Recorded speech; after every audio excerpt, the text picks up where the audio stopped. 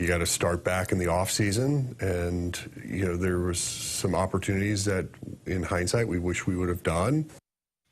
That was President of Baseball Operations John Mozeliak, who spoke with Martin Kilcoyne on Fox 2 yesterday after the All-Star game. And alongside Tanner Hendrickson and Graham Francis, I'm Alex Ferrario. Welcome into BK and Ferrario here on 101 ESPN. Lots to unpack, and it has nothing to do with the All-Star game. Fun night of All-Star game, but let's be real. Anybody in St. Louis who was watching the All-Star game? Was it fun, though? It was kind of a reminder of what you could have had. No, I mean, it's kind of also just boring. I had fun watching the All-Star game. I did feel like I was like watching my ex really get along with someone, that she cheated on me with. What made it worse, when Adolis Garcia made a big play or when Randy Arozarena made a big play? How about when Sean Murphy threw out a base runner? Well, and then Zach Gallen had a shutout inning. Well, none of that was ever going to come to fruition, T-Bone, because they never were going to trade for Sean Murphy, and Zach Gallen was never going to be an ace here in St. Louis. I know, our segment here is our biggest takeaway from most comments last night. That comment right there that we just returned with kind of felt like one of those where I was like, man, kind of sounded like he was regretting Contreras' deal. Let's unpack all of this, because Mo had a lot to say. And what I meant by not a whole lot of people were watching for the All-Star game in Fox 2 because they were anticipating what John Mozeliak was going to say to Martin Kilcoyne about this season. Was he going to say and seem optimistic like what Katie Woo had told us, that they're not sold on being sellers? Or was he just going to blast this team and make it very clear that this is a lost season? I'd say he was somewhat in between, but leaning more towards the, look, this is a bad year, we've made mistakes, and now we're moving forward. But that cut is what I want to start with. And we're going to unpack it all. But you started off the interview by saying, yeah, looking back on what we did in the offseason, there's some things we probably would have done differently. Like, let's all be honest. We know what he's speaking about, right? Is he really throwing Wilson Contreras under the bus here? Because to me, when he said that, my first reaction was, oh, okay, so they wish they would have traded for Sean Murphy. Rightfully so. Sean Murphy's an all-star. Sean Murphy's providing offense, and let's be honest, his defense is better than Wilson Contreras. But that was how he started it, by saying that, yeah, there's some things when we look back, we wish we would have done differently. Whereas a month or two ago, when he spoke with Katie Woo on The Athletic, he talked about how hindsight isn't always the best way to go about it. But now when this is staring at you in the face for how bad this season is, and it might be historically bad for the franchise, John Mozeliak seems to finally be admitting that, yeah, they probably made a couple of decisions in the offseason that could have impacted this team for the better that they didn't go with. Yeah, I think that comment was kind of twofold. I think, number one, I don't think the number one point of that comment was at Contreras. Maybe I'm wrong, but I think the number one point of that was, look, we didn't address the pitching like we should have in the offseason. We didn't add enough like we should have. We didn't have the depth that we thought we did. And I think also it was kind of tied into all those what-ifs that we had coming into the season. What if the outfield? What if the pitching? What if the bullpen? All have gone wrong. So I think that's the number one thing that he was looking at was, yeah, we probably went into this season with way too many what-ifs. But I think the second point on that is I do think that there is somewhat, to your point, him kind of hinting at, you know what, we may have been wrong on this Contreras deal. And look, that's speculation on our part. That's not what Mo said. Maybe he'll come out later on in like a month and continue to defend Wilson Contreras in that deal.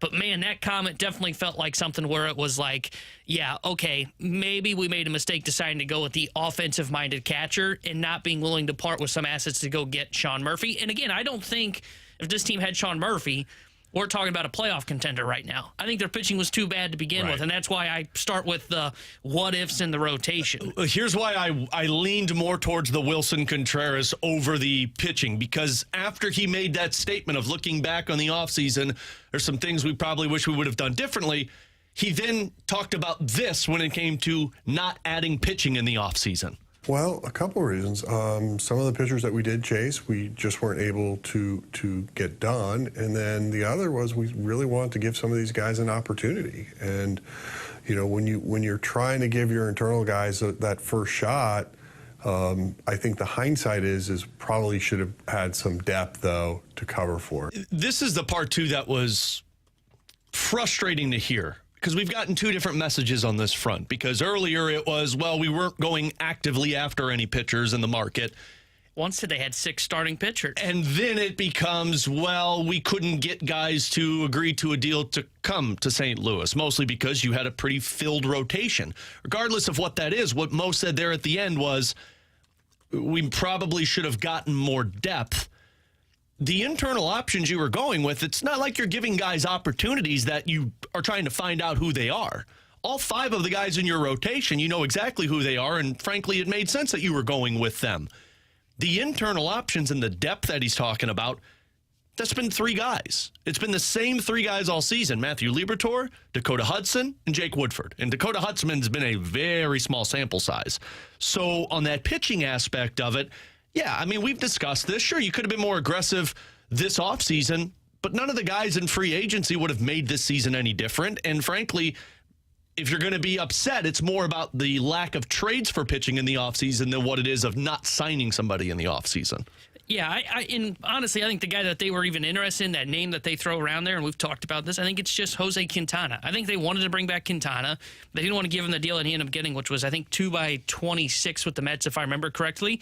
And as you said, they basically had a rotation kind of filled out already, so it was tough to look at that spot. But they're giving opportunities to guys.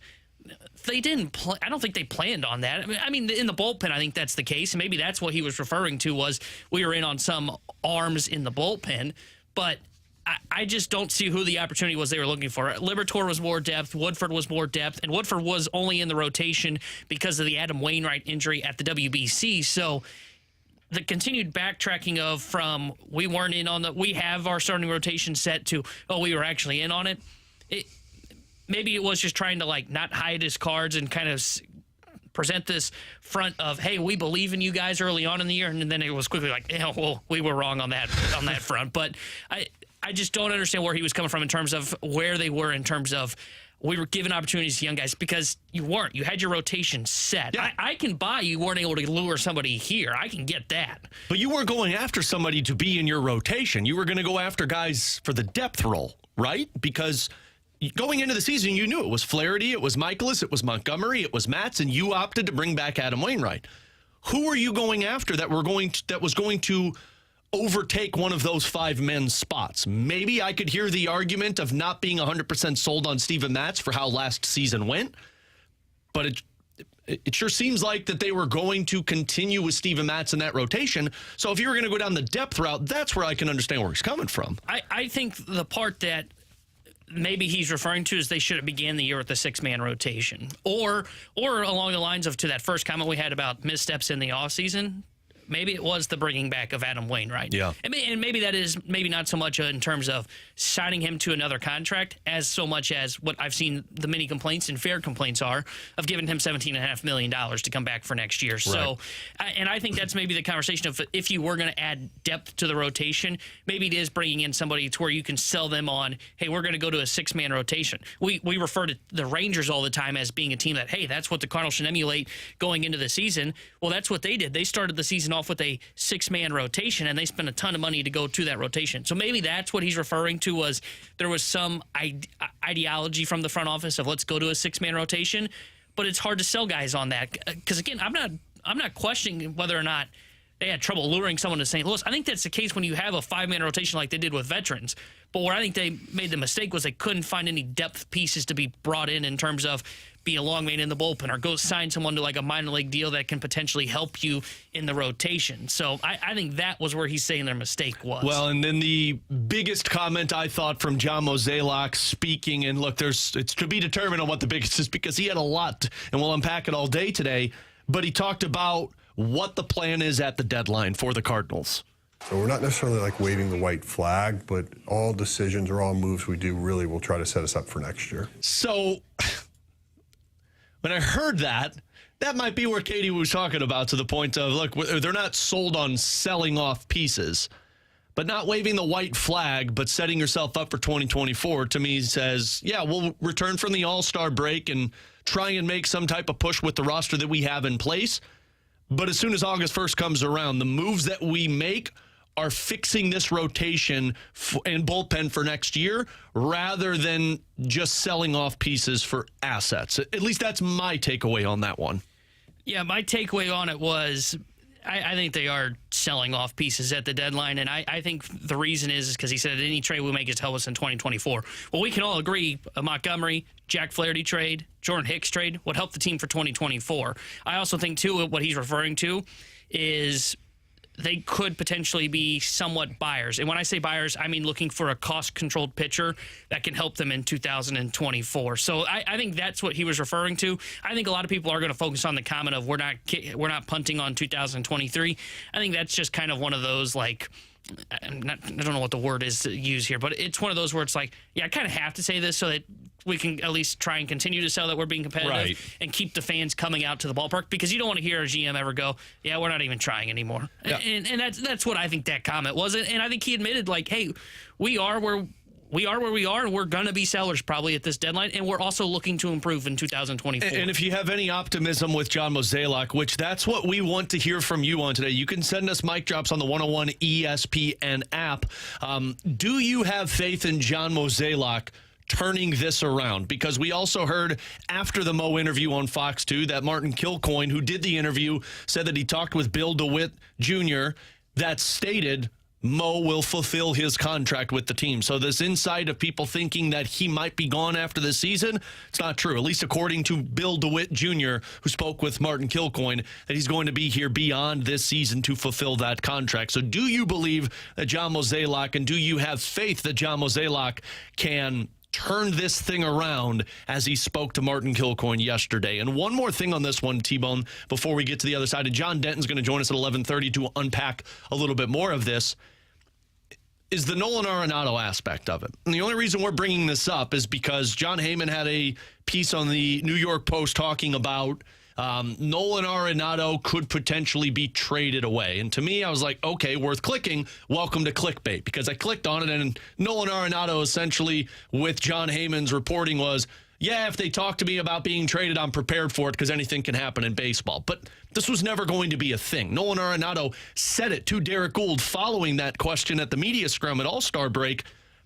Derek Gould asked him, do you plan on being in St. Louis? And he said, yes, I love St. Louis. My family loves St. Louis. So this is just a non-starter for me. Now, maybe things change as you go into August 1st trade deadline and in the offseason, unless the blueprint is in place for him. But it seems like this is a non-starter in terms of people bringing up the topic of trading away Nolan Arenado. Yeah, and I want to play Arenado's comments here. And this was him speaking at the All-Star Game media availability on, I believe this was Tuesday or Monday, I believe. Yeah, Monday. And when he was asked a question of if he hopes to stay with the St. Louis Cardinals. Yeah, absolutely. I opted in for a reason, right? Yeah. So, there's a reason why I opted in. And, if I didn't feel that way, I definitely wouldn't have done that. So to see it through the years here. Yeah, I don't know how this goes. It's a business. I don't know how it goes, but, there's a reason why I opted in. I do love St. Louis. My family loves it. So we just want to turn it around. Yeah, right there. There's a reason I opted in, and my family loves it here in St. Louis. He's not the reason he's going to be going anywhere. If he does go anywhere, it would be a Mo decision, not a Arenado decision. Mo's not making that decision. Yeah, exactly. So the whole he's preparing to be traded. No, he's not. He's basically, all he said there was, look, if I got traded, it would be a business decision from the front office and John Mozeliak. I'm not the one that says I want out of here. He basically just confirmed, I'm not requesting a trade. I love it here in St. Louis. So don't look at me if I ended up getting dealt. And again, he's not going to get dealt. They're not going to sell Nolan Arenado, and they're not selling Goldschmidt. Nice try, 314. I look at that and I saw that comment and I went, okay, that's what I kind of thought was he wasn't going to want out of St. Louis.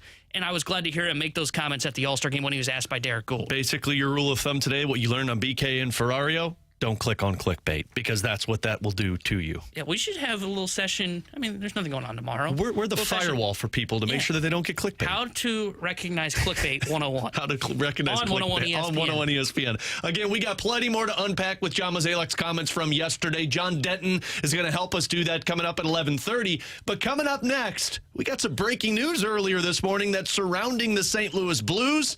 And boy, I can't wait to see that sun for the upcoming hockey season. We'll get to that next year on 101 ESPN.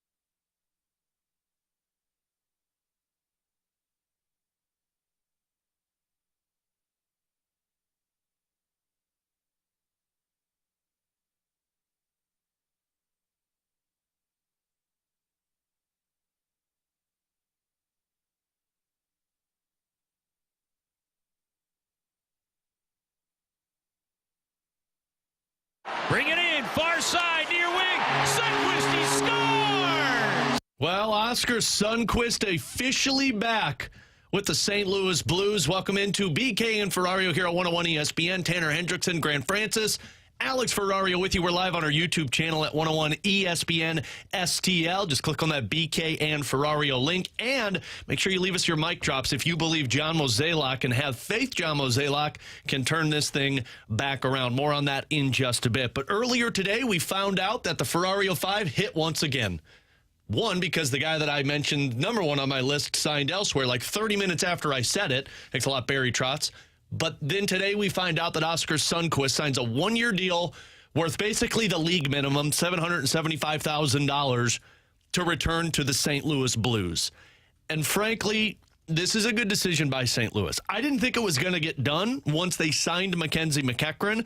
McEachran, to me, was the Sundqvist deal. And when it didn't happen, I'm thinking, okay, well, they're opting McEachran. They're obviously going to give a lot of opportunities to these Alexandrovs and Zachary Deans for the fourth line. Now that you brought in Oskar Sundqvist, that all changed. You're bringing in a veteran. You're bringing in somebody who kind of on a prove-it deal, I guess, especially with the cap going up next year. And obviously he didn't get the deal that he thought he was going to get. Had a decent season last year with Detroit. Really good short sample size with the Minnesota Wild, but then was injured in the postseason and only played one game.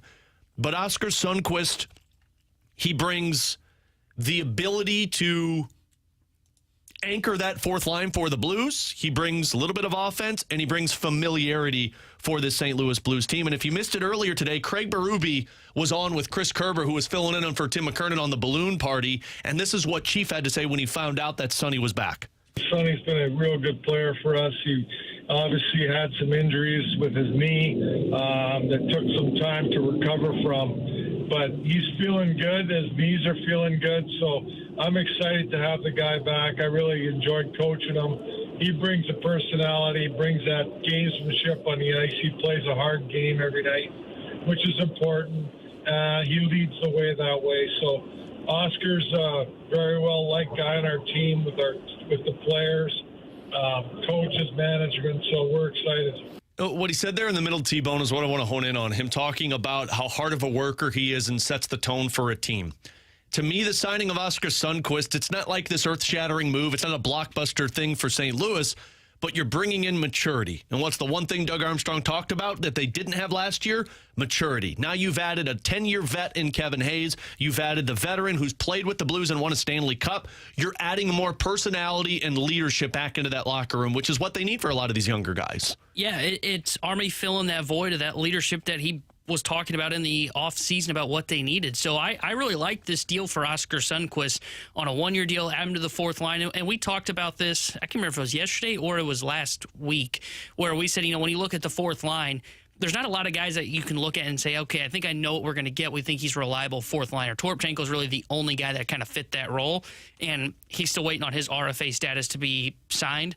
But now you add another one in that in Oskar Sundqvist, where you know what you're going to get from him, and the fact that he's already been on the team before, he knows all the guys, he's close friends with most of them. I mean, he was just at Jordan Binnington's wedding in the photo that I saw. So, as Craig Berube said, very well liked in that locker room, and you're bringing in a guy that has experience, and not only just experience, but winning experience as well, and winning a cup. And I think that's something that, as the Blues get younger, they needed a little bit more of that, and that's why I really like this deal, because I think you're right. I think the main reason, yeah, you're hoping for production on the fourth line, but the main reason I think is for that maturity and that leadership that'll be in the locker room. Well, and on top of that, too, you're getting all of that you just mentioned for $775,000 league minimum. That's a steal. Like, Oskar Sundqvist could have gone on the market. Obviously, we don't know what else he was getting in terms of offers, but if I were to guess, I'd say that he could have probably got $1 million. The Nola Chari deal from last season. You would imagine, but I mean, if you think of his suitors, I mean, Minnesota wasn't going back there because they acquired Pat Maroon.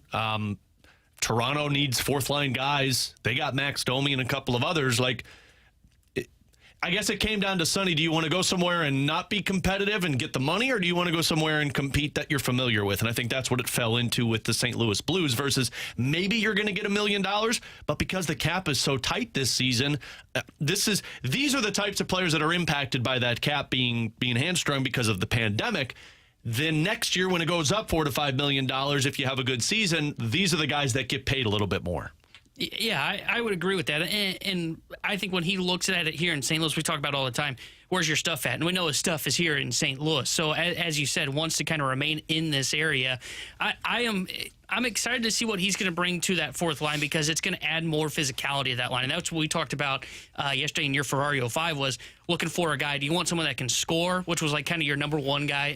Who was Guryanov. Guryanov, thank you. Thanks a lot, Trotz. He was a guy that I looked at as more as kind of like a quote-unquote scoring fourth liner, not so much a throw the body around. And as we know, Sundqvist will throw the body around. Yeah. So I think this was kind of what they were looking for when they were looking to bring in fourth line depth was a guy that's going to be willing to go in there, get on the forward check. And, man, if there's anything like as much as we hear Ali Marmol preach about how much he loves swing and miss stuff, man, Craig Berube loves a guy that's going to get in on the forward check. I can't tell you how many times we heard him preach about that the last season. Well, and from the 618, he asked a really good question, or she asked a really good question. I don't understand if you're not in win now mode, why would you sign this guy for the league minimum? Isn't it time to find out what the young guys can do? Absolutely. And that's why I was surprised that Sonny was coming back, because it does seem like they want Alexandrov to play, and if Zach Dean performs well. But you know what they're really doing with the Oskar Sundqvist? You're bringing in internal competition to play on the fourth line. Now you've got Toropchenko, you've got Blais, you've got Sundqvist, you've got McEachran, you've got Dean, you've got Alexandrov, you've got Nathan Walker. All of these guys are competing for 3 spots, which is a good thing. But you know what it also is doing? Out of those 7 names that I just said, if I were to ask you who are you most confident in terms of their defensive performance, I'm not. Sonny would be the top of that list, right? Yeah. And defense on the fourth line, and maybe not so much defense, but responsibility on the fourth line is going to be key for Craig Berube, especially if Toropchenko's playing one side and you've got younger guys on the other. And if you don't believe me, here's what Chief had to tell Craig, or here's what Craig Berube had to tell Chris Kerber about that defensive side of the forward position. Well, I think the forwards are a big part of it. You know, you need everybody on the ice to do the job defensively. It's not just the D. Too much, in my opinion, was put on the defense core, and that's not fair. The forwards are just as much to blame. They're just as much to, that they have to help out.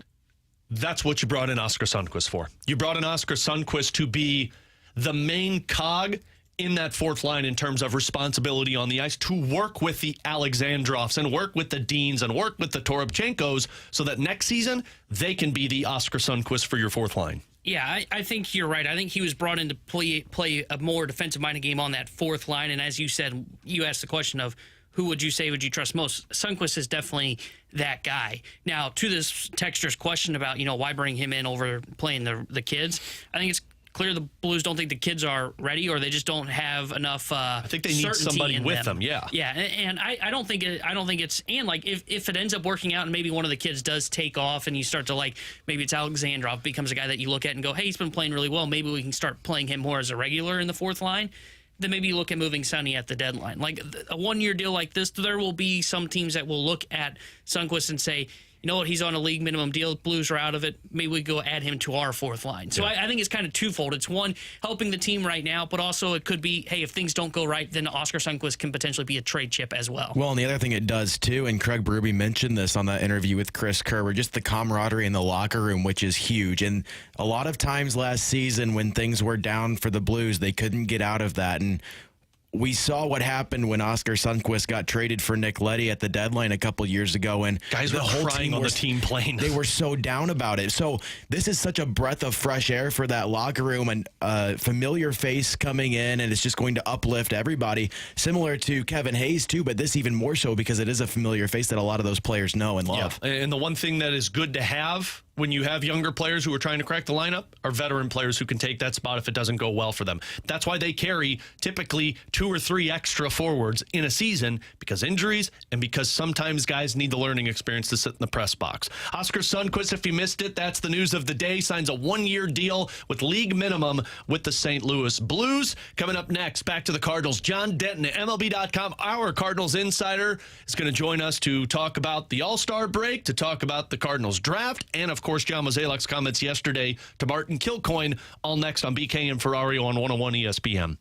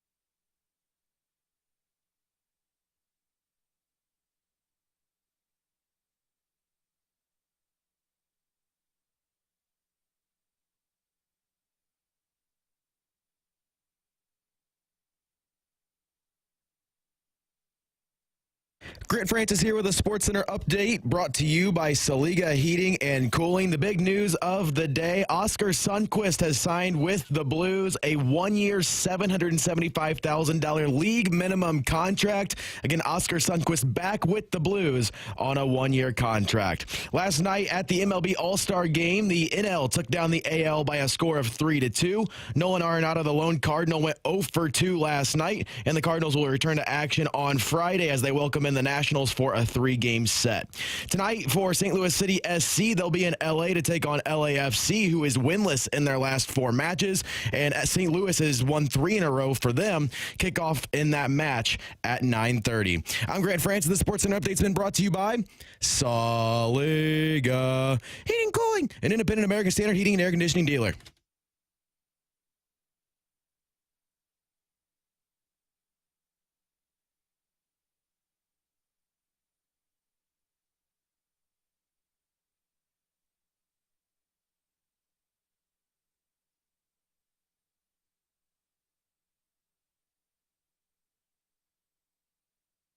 So we got our YouTube poll of the day for BK and Ferrario live. Do you have faith in John Mozeliak turning the team around for next season? So head over to our YouTube channel at 101 ESPN STL. Click on that BK and Ferrario link, and then you could vote on that poll and send us your mic drops via the 101 ESPN app if you have faith in John Mozeliak turning this thing around. Now we're going to welcome in our Cardinals insider for MLB.com. He is John Denton, who just wrapped up the Major League Baseball draft for the Cardinals, and now it's the All-Star break. And John, I'm assuming you're on the beach somewhere with a Mai Tai in hand, right?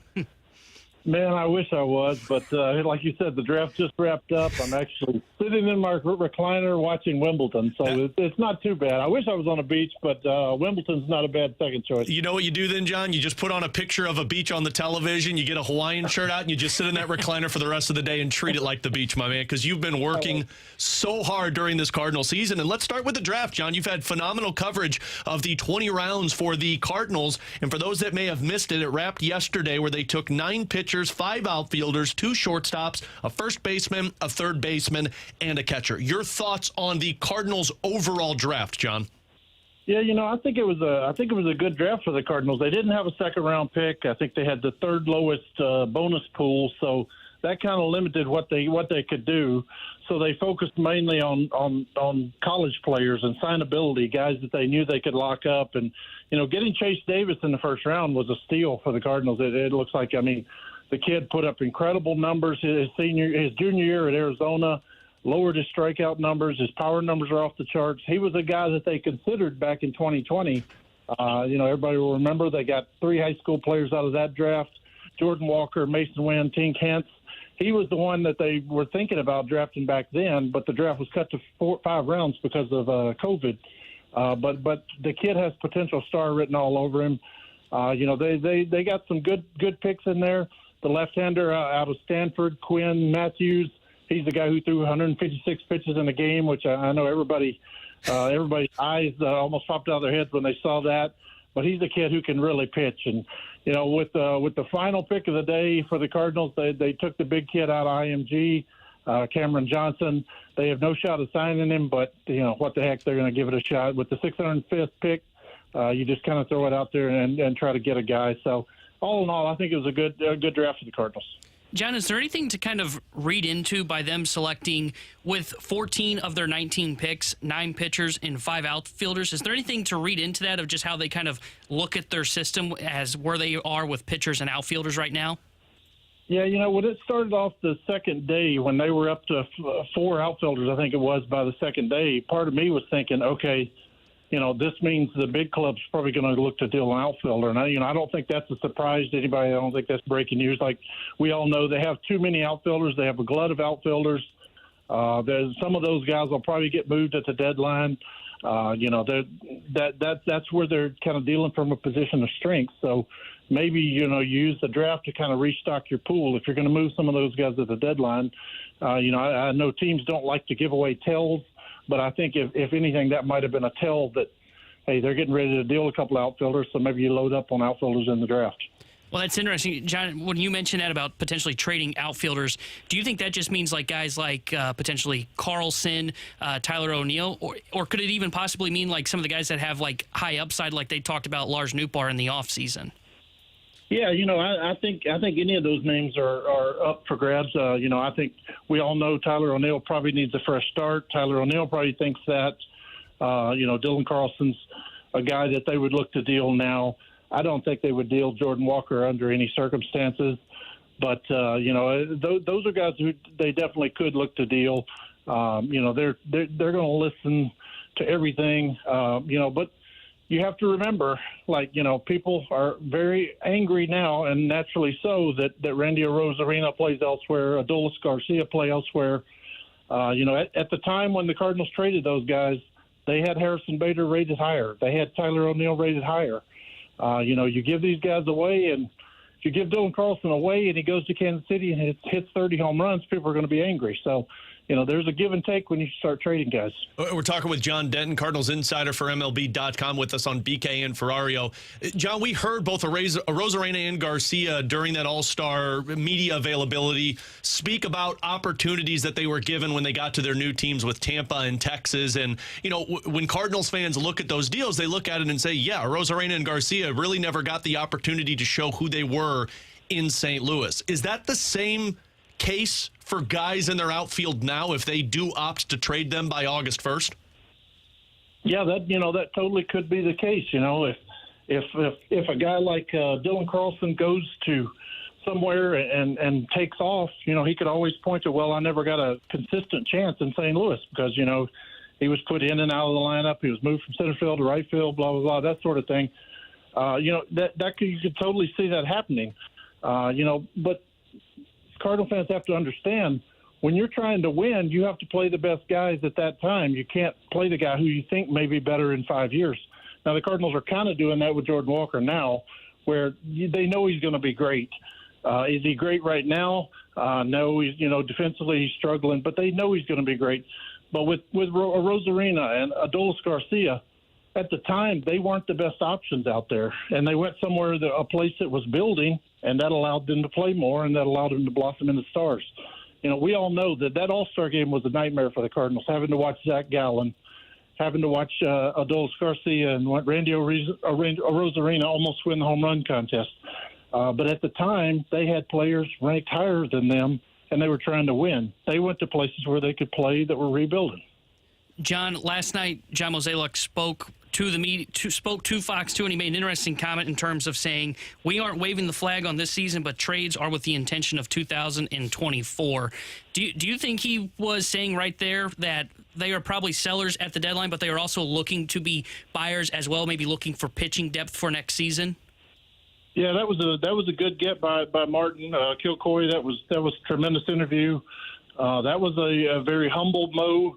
That was a Mo that admitted that mistakes were made, that looking back, he would have done things differently. It was very, very insightful. We talked to him in London a couple of weeks earlier. I asked him, I said, are you allowed to rebuild in St. Louis? And he told me, I hope I'm never in a position to rebuild. It seems like now that position has changed. And, while they may be sellers at the deadline, I don't think it's going to be a fire sale. I think it's going to be small tinkers here and there. Maybe you see what you can get for an upcoming free agent like Jordan Montgomery, but I don't think it's going to be like a trade-off Paul Goldschmidt type of thing. This is a franchise that expects to win every year. They're not doing it this year, but they're going to go into next season expecting to win. They're not going to blow this thing up. If they make trades, I think it'll be small trades. John, you mentioned Mo's comment in terms of looking back on the offseason and some of the decisions that they made or didn't make. Is it fair for me to wonder if he was possibly even referring to the Wilson Contreras signing, or do you think he was just talking about the moves that just weren't made in terms of them adding pitching? I think it was more pitching. I think they were determined to get a catcher. They knew they had to go into the season with a catcher. They tried hard to get Sean Murphy, but they were not going to give up Nolan Gorman and Lars Nootbaar, and Brendan Donovan. They were not going to give up those kind of players altogether to get a catcher. Now, Sean Murphy has had an incredible season. He's a great player on a great Braves team, which is really saying something. But they just did not want to give up those guys. So they went and got Wilson Contreras, and, Contreras is starting to hit the ball now. Cardinal fans need to know that Wilson Contreras cares. He's a guy who wants to win every day. So that one's going to come back around. That Contreras trade will look better. I think it's pitching. We all knew they needed pitching. John Mozeliak knew they needed pitching. But this ownership's never going to spend $35-40 million a year on a pitcher. They're just not going to be in the Scherzer market. They're not going to be in the Verlander market. They're not going to give Carlos Rodon $200 million. So Mo was in a little bit of a tough spot there. But looking back, you could have gotten an Andrew Chafin for the bullpen. You could have bulked up the bullpen a little better. You could have brought in a little more experience in the bullpen. I think that's where he looks back and has second thoughts. John, do you think that thought process from John Mozeliak and that the Cardinals won't be big spenders changes this offseason now that this season could be historically bad? Yeah, I think they've got to look at their model. I think they have to realize that, this game is all about pitching. And the NFL, if you don't have a quarterback, you don't matter. In the NBA, if you don't have a point guard, you don't matter. In baseball, if you don't have pitching, you don't matter. You can't seriously contend without high-level pitching, and pitching is very expensive. It's expensive in free agency. It's expensive in trades. You're going to have to be willing to give up some talent to trade for a pitcher. You're not going to trade one of your slugs for a pitcher. You're going to have to trade some of your best prospects for pitching. I really think they're going to have to reevaluate their model and realize that without, good, strong, consistent starting pitching, you're not a legitimate contender in baseball. Final one for John Denton so he can get back to his vacation. We appreciate him joining us. John, August 1st is still a ways away for this Cardinals team, but knowing what Mo said of, the eyes are on 2024 at that trade deadline, what would you deem a successful trade deadline for the Cardinals? I think it would be, adding a pitching piece that you can count on going forward. They don't want a guy. They're not trading for a one-year guy like Quintana last year. They want somebody that they can build around. If you can somehow land that without giving up Nolan Gorman, if you can somehow land a starting pitcher that you can count on going into next season, that would be a success. If you can do it without giving up Lars Nootbaar, if you can do it without giving up Nolan Gorman, I think that would be a success. They're not going to blow this thing up. Yes, they may trade Jack Flaherty. Yes, they may trade Jordan Montgomery, but they're not trading Paul Goldschmidt. They're not trading Nolan Arenado. Those two things are just not going to happen. They're not going to blow this thing up. They may make some small changes this year, but they're planning to try to win next season. John, bust out that Jimmy Buffett Hawaiian shirt. Turn on some Jimmy Buffett. Get a Mai Tai for yourself. You and your team have been incredible this first half of the season, and we look forward to all of your coverage the second half. All right. Thanks, Alex. Appreciate it. You guys take care. Have a good day. There you go. That's John Denton. Always appreciate him joining us here on BK and Ferrario at John Denton 555 on Twitter. And, of course, you follow his work at MLB.com covering the Cardinals. Man, look, I think John nailed the last two questions that you asked him there.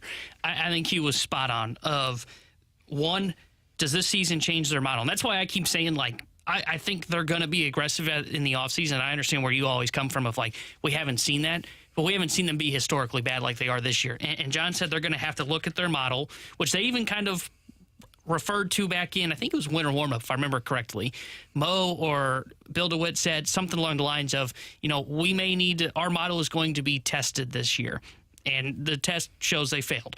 And the second part for me was what a successful deadline looks like. And he said a pitcher that's going to help them for next year. And I think he's right. I think they're going to be buying and selling. And when I say buying, it could be someone from Seattle that's more of like a number 3 starter that helps them not just this year, but helps them in 2024. I do think Nootbaar may be a guy that if John's right and he said they could be tipping their hand by drafting a bunch of outfielders, Nootbaar could be the piece that they decide that they're willing to try and part with and then piece together the outfield next season. Yep, we'll see. If you got questions for us from anything John mentioned or anything else, send them to us, 314-399-9646. That's our Air Comfort Service text line. Head over to our YouTube channel at 101 ESPN STL. We'll get the questions and answers next on 101 ESPN.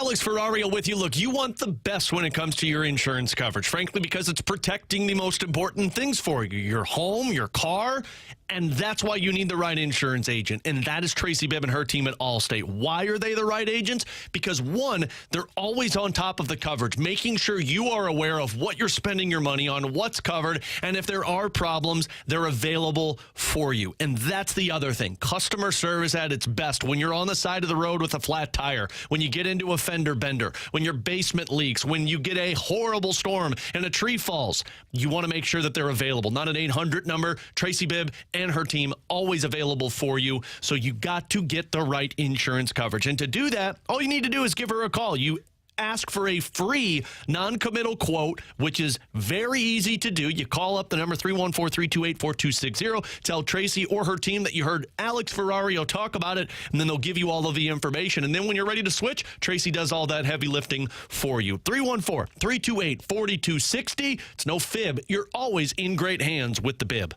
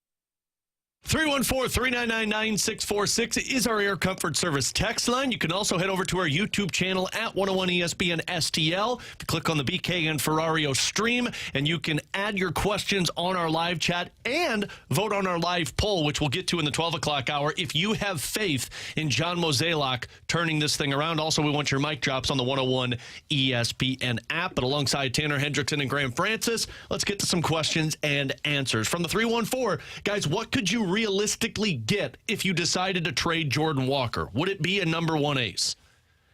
Ooh. I'll start this one off. You're not trading Jordan Walker. Agreed, but in the situation you do.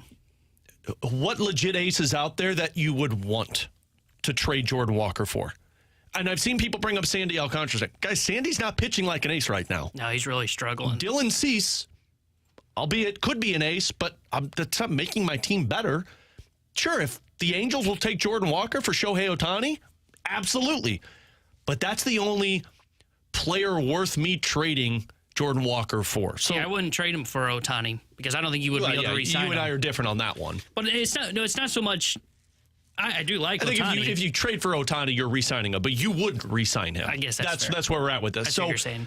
There's just the ace that you're looking for is not going to come the other way in a Jordan Walker trade because that team is not willing to get rid of an ace, if that makes sense. Yeah, I'm trying to think. like I do think a team would part with an ace potentially for Walker, because you're talking about a guy that if he develops the way the Cardinals are talking about. Not an ace right now. Maybe they'd part with an ace that could be next year, but I'm not sure an ace. Like when you think of the aces around Major League Baseball, I don't know if those teams are going to be willing to give him up for Jordan Walker. I don't know. Maybe you're right. I think if you had enough pitching depth, I think you could see a team that would be willing to do it, because Walker's a guy that can develop into a guy that's constantly hitting 30 home runs, 100 RBIs, and be hitting like 275. And someone from the 636 says we're putting too much value on Walker. Sorry, sir or madam, I don't think we are. I don't think we are. If not for Corbin Carroll, people would be talking a lot more about Jordan Walker this season. Exactly. And if he didn't get demoted, Mo. Yeah, if you kept him. Ollie. Oh, sorry. I was sticking with the theme of like blaming Mo today, so sorry. I read the room wrong. Mo must go. Mo must. I've seen a lot of that. Yeah. Don't worry. We'll get to that poll. But I think you could possibly get an ace. I'm just having a tough time pinpointing who the name is that you could acquire, because, like you said, Alcantara's really struggled. Aaron Nola would be a free agent to be, and he's kind of struggled this year. Maybe like a Zach Wheeler, if the Phillies knew they were going to be able to re-sign Aaron Nola in the offseason. But I do think... So here's some names. Someone brought up Spencer Strider from Atlanta, Shane McClanahan from Tampa. Neither of those teams are trading those pitchers for Jordan Walker. Tampa might. He's not eligible to be paid yet, though. No, but you have technically more control over Walker than McClanahan, and their pitching is just loaded. Maybe. But how does that better your team? Like, you get McClanahan, absolutely, but now you're taking out a bat that you're planning on being one of your pillars. And that's why you don't trade Jordan Walker. Yeah. But it is an interesting question of what could you get for him. I think you could get McClanahan for Jordan Walker. Strider's interesting. They're kind of set in their outfield, so I don't know if Atlanta would do it. But those are the kind of names that Walker would at least force teams to think about. From the 314, guys, now with Sonny under contract, what do you realistically think the fourth line could look like this season, and does that make the Blues better? I would say, just guessing, my fourth line starting the season is Toropchenko, Sonny, and Belay. And then you're going to rotate in guys like Alexandrov, McEachran, and Nathan Walker. And I don't know if that's going to make you that much closer to being a playoff team. I already think you're going to be in the contention for a playoff. Sonny doesn't really move the needle that much on it, but what it does move the needle on is it makes your penalty kill better. And your penalty kill improving means your record is going to improve, which means you're closer to a playoff spot. So, yeah, I think Sonny helps in that conversation. Yeah, I think you're right in terms of what the fourth line will look like, because I do think it'll be Blay, Sonny, and Toropchenko. And bringing in Sundqvist definitely helps on the penalty kill, because he's one of the best. He was one of the best penalty killers on the Blues when he was here. So, and that was something that they desperately needed to address. They were, I think, third worst penalty kill in the NHL last season. So bringing him in definitely helps. And we didn't even talk about that when we were reacting to it, because I was just focused on the fourth line. Of course. But he's going to have a major impact on that PK. Yeah. Final one from the 636, fellas. If City wins or draws tonight, do you think they win the Western Conference? So right now they are 3 points up on Seattle with one match in hand. You see how I did match in hand there, Grant? I'm thinking of that for you. They're on top of the table right now. That was good. You're welcome. Where's LAFC in the standings? I haven't even looked. Third? Yeah, I was going to say, I knew they're near the top. They're 5 points behind you, same amount of matches played. I'll say City's top of the table. Very good. You're welcome. Clean sheet. I'll say yes. I still think they're one of the best teams in. Okay, that's enough. I'm just coming up with soccer terms. I want people to know that I'm a soccer guy. You looked it up right now on your computer. We get it. Grant's not impressed. But I think there's definitely a chance that if they win or draw tonight, that they can definitely kind of really be the favorites to win the Western Conference. Look, I had questions about the defense 3 weeks ago. I think I raised these questions, and since then Yaros came in and has been at the center back position and has really helped out the defense for them. Jackson's played well in the midfield, and they're not even healthy yet. Like, Klaus is still out. Once they get Klaus back, they're going to be better, and they can move Denton back to the bench and have him coming off the bench to help support them. So I'll say yes. I mean, the fact that they've played so well by getting guys like Yarrow and Jackson and Denton to step up while they've been dealing with injuries is really impressive. So I'll say yes. I think they're only going to get better from here. Yeah, they're going to have the classic Mo term of except it won't be trade, to be more transfer. But we don't need to get a transfer because getting Klaus back is like adding a transfer. They're not even called trades anymore in soccer? They've never been called trades in soccer. Man. I mean, you can technically trade in the MLS, Why are we trading or coming up with all the terms? Just keep them the same. Come on, man. You were just looking up terms on your computer. How did you not get to transfer? That was too far down the list. I wasn't going to go there. Tanner Hendrickson, Graham Francis, I'm Alex Ferrario. Coming up next, John Mozeliak is going to fulfill his contract according to Bill DeWitt Jr., which means this offseason, Mo is at the helm. Do you have faith that he can put this team back into a winning window? We'll discuss that next and get to your mic drops and comments on our YouTube channel at 101 ESPN, STL on BK and Ferrario on 101 ESPN.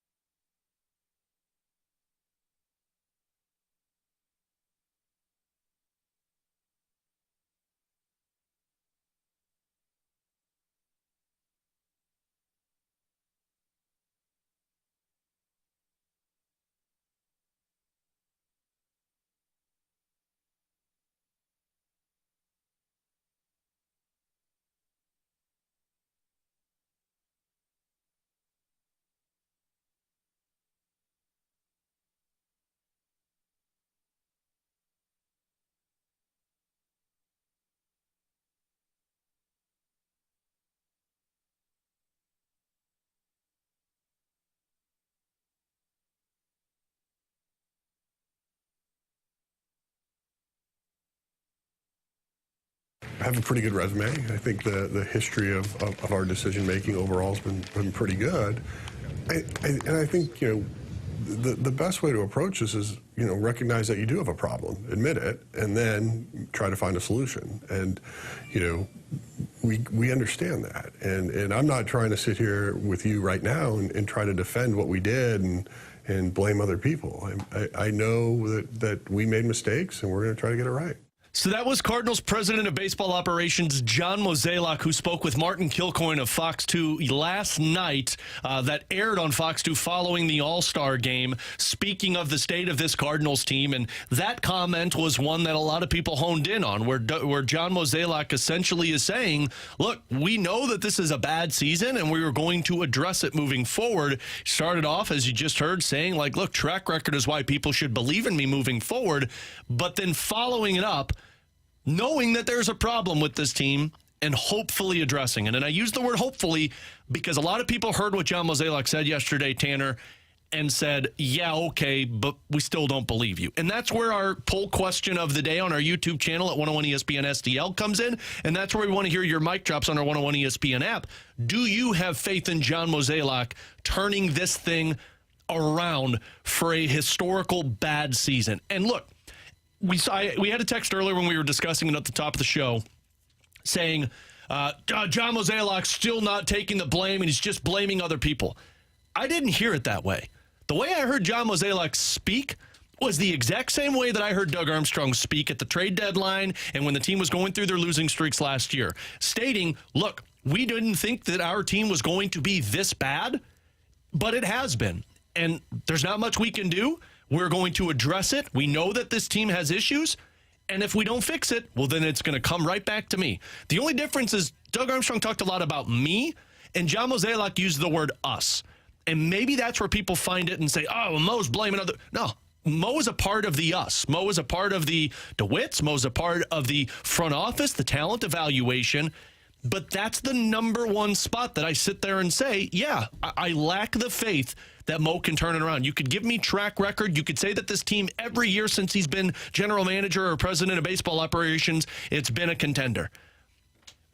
But I've never seen them, to your point that you've made, Tanner, go through something like this. And I don't trust that they can have the massive offseason and massive trade deadline that is required to turn this around. Yeah, I think a lot of people, when they first heard that comment, and I heard the Fast Lane talking yesterday kind of as a preview to this interview that dropped last night after the All-Star game, saying the one thing they didn't really want to hear him say was mention his resume. And then, of course, what he said, the first thing that came out of his mouth on that question was his track record. But I think a lot of people are going to hone in on that and go, oh, well, what's his track record? Look at the All-Star game. Look how many former Cardinals were in that. Look at the trades he's lost. I agree with you. I think you need to look more on the back part of that comment that he said, and I kind of wish you would have led with this first. No, you got to lead with track record. Let's track record. Let's change our answer next time. But I think this is the part that's most important. I know we made mistakes, and we're going to try and fix it. Look, he didn't blame anybody. He didn't blame anybody outside the organization. I understand what you're saying, and I like what you said. He didn't say it's on me, it's on us, and I think he's right. A team like this that was favored to win the National League Central and is now sitting at the bottom and is going to be sellers at the trade deadline, it's not just one person's fault. I mean, there's one person can get more of the blame, but it's not one person's fault. It starts at ownership, then trickles down to the front office, then trickles down to the manager, then trickles down to the players on the field. So I look at it, and I was glad to hear him come out and say, not something along the lines of like, we still got faith in this team. We think we're just a piece or two away from turning this around. He said, no, I know we made mistakes, and we're going to try and fix it. To me, it was him saying, we've got issues. We know what they are, a.k.a. pitching, and we're going to try and address it. And we're going to try and get it turned around so that we can fix this for the 2024 season. The question of do you have faith in Mo, I think it is a fair kind of, if you say no, I think that is fair based on the recent track record. But I will say this. You don't get to this point in John Mozeliak's tenure of this being your first losing season by coincidence. Mm-hmm. It means that you've been doing things right, and you've been doing them right for a very long time. Now, yes, there have been misses, and yes, they are piling up more in recent memory, but I don't think when you look at Mo's track record ever since he took over, and this is going to be his first losing season, that it's fair to go, oh, well, see, no, he can't turn this around. I just don't buy that. I do believe that Mo can get this thing turned around, maybe not to the World Series contender that I know a lot of people want them to be next year, but I think he can get them back into contention next year in terms of competing in the National League Central. Here's the one thing that I will say, and people are going to hear this and think I'm defending John Mozeliak. I'm not, because I think that's what they thought on what I just said. They probably will, but just as much as I can say, do people have faith in John Mozeliak? Out of the same side of your mouth, you need to be saying, do you also have faith in the DeWitts that this team can turn it around? Because Mo can only go as far as they're willing to spend. And if they're not willing to fork up the money like John Denton just spoke about, of the Cardinals not being willing to give somebody $30, $35, $40 million a year on a contract or go long term, well, then as much as we can say, well, Mo didn't want to give that contract out, I can also say that the DeWitts had a hand in that. Now, if they don't make trades and stick with the same roster, that's where Mo comes into play. And that's where I lack the faith. But I do wonder if, because this is so bad and because you've been hesitant to make trades since the Randy Arozarena, if that changes for you. That's the part that the faith lacks for me, because this isn't about if they're going to spend money or not, because I can't blame Mo for that. What I can blame is if you've got the Donovans and the Edmonds and the Newbars and the Carlsons and all of these pieces, and then you go to the minor league system where you've got a lot of prospects that people are excited about, and you're not willing to trade those assets to get something, because I know it's going to suck. It's going to suck if we see Nolan Gorman's name attached into a trade.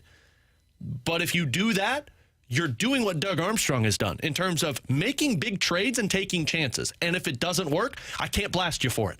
But if you don't do it and hold on to the pieces and just say, well, we'll sign certain guys here, that's where I lose the faith in you trying to turn this around. Yeah, and, I think that's a fair critique. Yes, this does start with the DeWitts and how they're going to build, what the model is going to look like. And that was what John Denton just told us, is they're going to have to look at their model in the offseason. And I think they kind of hinted at that at winter warm-up when they came out and blatantly said, yeah, our model is going to be tested. Where I'm seeing also critiques is Mozeliak, what he does spend money, he doesn't spend it well. Again, another fair critique.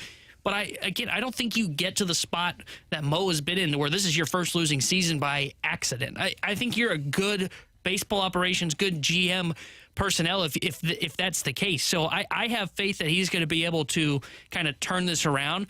And you're right. If it is something to where we can look at and go, man, I don't understand why they didn't trade for more pitching. I don't understand why they're going into next season with a rookie or two rookies under contract that they're planning on being in the rotation. Then, yeah, I'm really going to blast the front office for that. But I just, for whatever reason, I truly believe that with this being their first losing season, that they are going to have, this is a wake-up call. And the pressure that has been put on them by the fan base is what's going to kind of change their model. I'm not saying they're going to go out and spend money like the Mets, but I definitely do think they're going to change their model and that they're going to be more aggressive. And I think you're going to see that from Mozeliak, not just in the offseason, but I think at the deadline this year. Let's get to our mic drops on the 101 ESPN app. If you have faith in Mo and company turning this thing around, here's Randy. I don't see him being able to turn it around in one offseason because I don't think you have enough money coming off the books to make the changes you need to make without trading away prospects, and I don't think they're going to do that. Last offseason was the opportunity you had to make those moves, to do more of an incentive-based contract with Waino. You had Molina and other bad contracts coming off the books. Last season was the time you needed to make your move, and they just didn't. So I think you're on a 2-year plan. I would disagree with him on that sense, to where you got $9 million coming off the books with Paul DeJong, $17 million coming off with Adam Wainwright, $10 million coming off with Jordan Montgomery, $5 million coming off with Jack Flaherty, and those are just the free agents. I'm not even talking about pieces that you could be trading, like a Giovanni Gallegos, who's about $4 million, or if you're trading some of these other guys, $2 million, $1 million. You're going to have money to spend. It's just a matter of, are you willing to? But he did, Ryan, bring up one interesting comment of, it might take multiple years. And I'm not sure Cardinals fans are going to be willing to accept a retool like Blues fans have, only because of the person in charge of it. If Doug Armstrong was in John Mozeliak's shoes and running the Cardinals team, if he was told that this is going to be a 2 to 3 year plan, I think people would be on board with it. But people view this as, you've got to win right now, and I'm not sure John Mozeliak can do that. Yeah, I think there's a chance that this is a 2-year turnaround. I think that is fair, and I'm really starting to kind of lean towards that. And I think you're right. I don't think people are going to really buy into that because it is John Mozeliak at the front end trying to lead the Cardinals out of this mess that he created, which I think's a little unfair because the same leeway was just given to Doug Armstrong. So, and Mo has a longer winning track record. And what I mean by that is not championships, not even record, but again, not a season below the 500 mark since he took over as the GM. So I think that it's possible this does take 2 years. And I don't know. It's getting tougher for me to decide personally how critical I will be of the Cardinals if they can't fix it in year one, if that makes sense. If they can't acquire an ace like Dylan Cease, and we're going to talk about this here in a little bit, Dylan Cease sounds like he's off the market. He was probably the only ace that was going to be on the market that made sense for the St. Louis Cardinals. So if you can't get him now and you can't get him in the offseason, is it okay to wait an extra year? Or will Cardinals fans say, no, it should have been done this year. You need to fix this and get right back into contention? Yeah, let's hear from Lisa, and then we'll continue that conversation on the other side. Here's Lisa's mic drop. Hey, guys. So I think Mo is going to try to do a really good job. I can't imagine having a stellar career and having it ended like this. So I think he's going to be highly motivated to fix it on his last year because he's had a very good career. Why would you want it to end historically bad? So I think there'll be changes, and I think there'll be changes in that dugout because this sloppy play, if anyone in their right mind thinks sloppy play is going to win ball games, it will not. So, yeah, I think Mo's going to try to fix it because I think it's too important to his career. And all of us have an ego, including Mo, and he's going to want to get it fixed. So, yeah, I think he's going to fix it. Mo have an ego? No, he didn't use the word track record when they asked him why people should have faith in him. But to Lisa's point, I don't think there's going to be changes in the coaching staff, and we'll discuss that in the 1 o'clock hour. But for John Mozeliak, he made it very clear that he is punting on the rest of this season and focusing on 2024.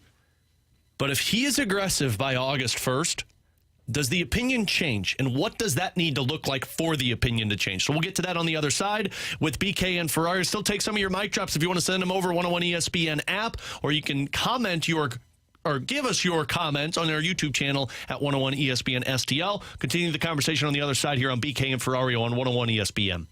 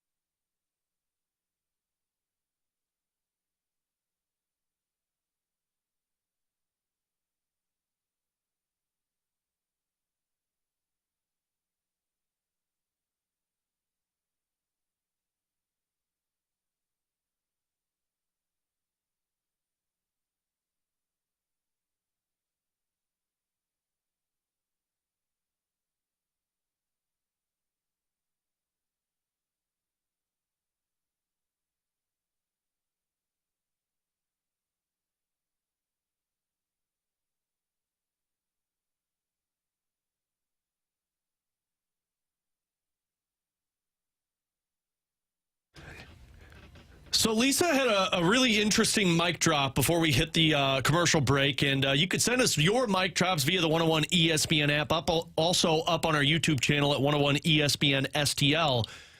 But she said, Mo's got an ego like everybody else, and he's not going to want to put this team in a bad position. And basically, the DeWitts and Mo said that same thing when they announced his contract extension in the offseason of, look, he wants to see this thing through and leave the team in good hands rather than walk away with it to be in a disaster.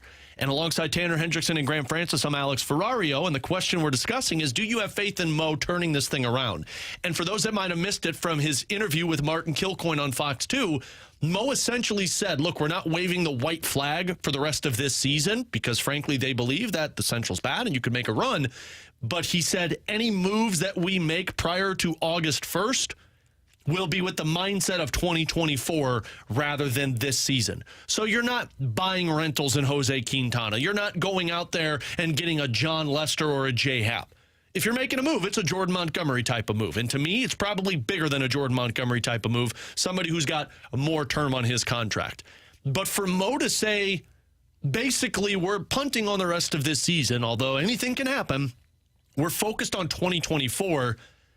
That question then becomes, what do you need to see to buy back into his mindset? Because the trade deadline, to me, is going to be everything. The offseason has its own thing. We talked about it a little bit there, and we were looking more at it according to Baseball Reference. Like, yeah, they're going to have a little bit more money, but it really comes down to who they're shipping out. If you don't sell off everything that you are required to sell off, and also try and make some significant moves with roster players in place to unjam this log of position players, then it's hard to believe that you're looking at 2024. But if you can go out there and if you can gain assets for Flaherty and Montgomery and other pieces, maybe the Hicks and the Helsleys or the Gallegoses, but then also find some type of trade to bring in an asset that you're giving up pieces for, like the Donovans or the Newpars or the Edmonds, then I'm going to start realizing that, hey, he's being true to his word in terms of we're focused on 2024, but that has to start by August 1st. Yeah, and I think that when you asked the question to John Denton earlier when we talked to him, you know, what does an ideal trade deadline look like right now for the St. Louis Cardinals, or what would make it a success right now?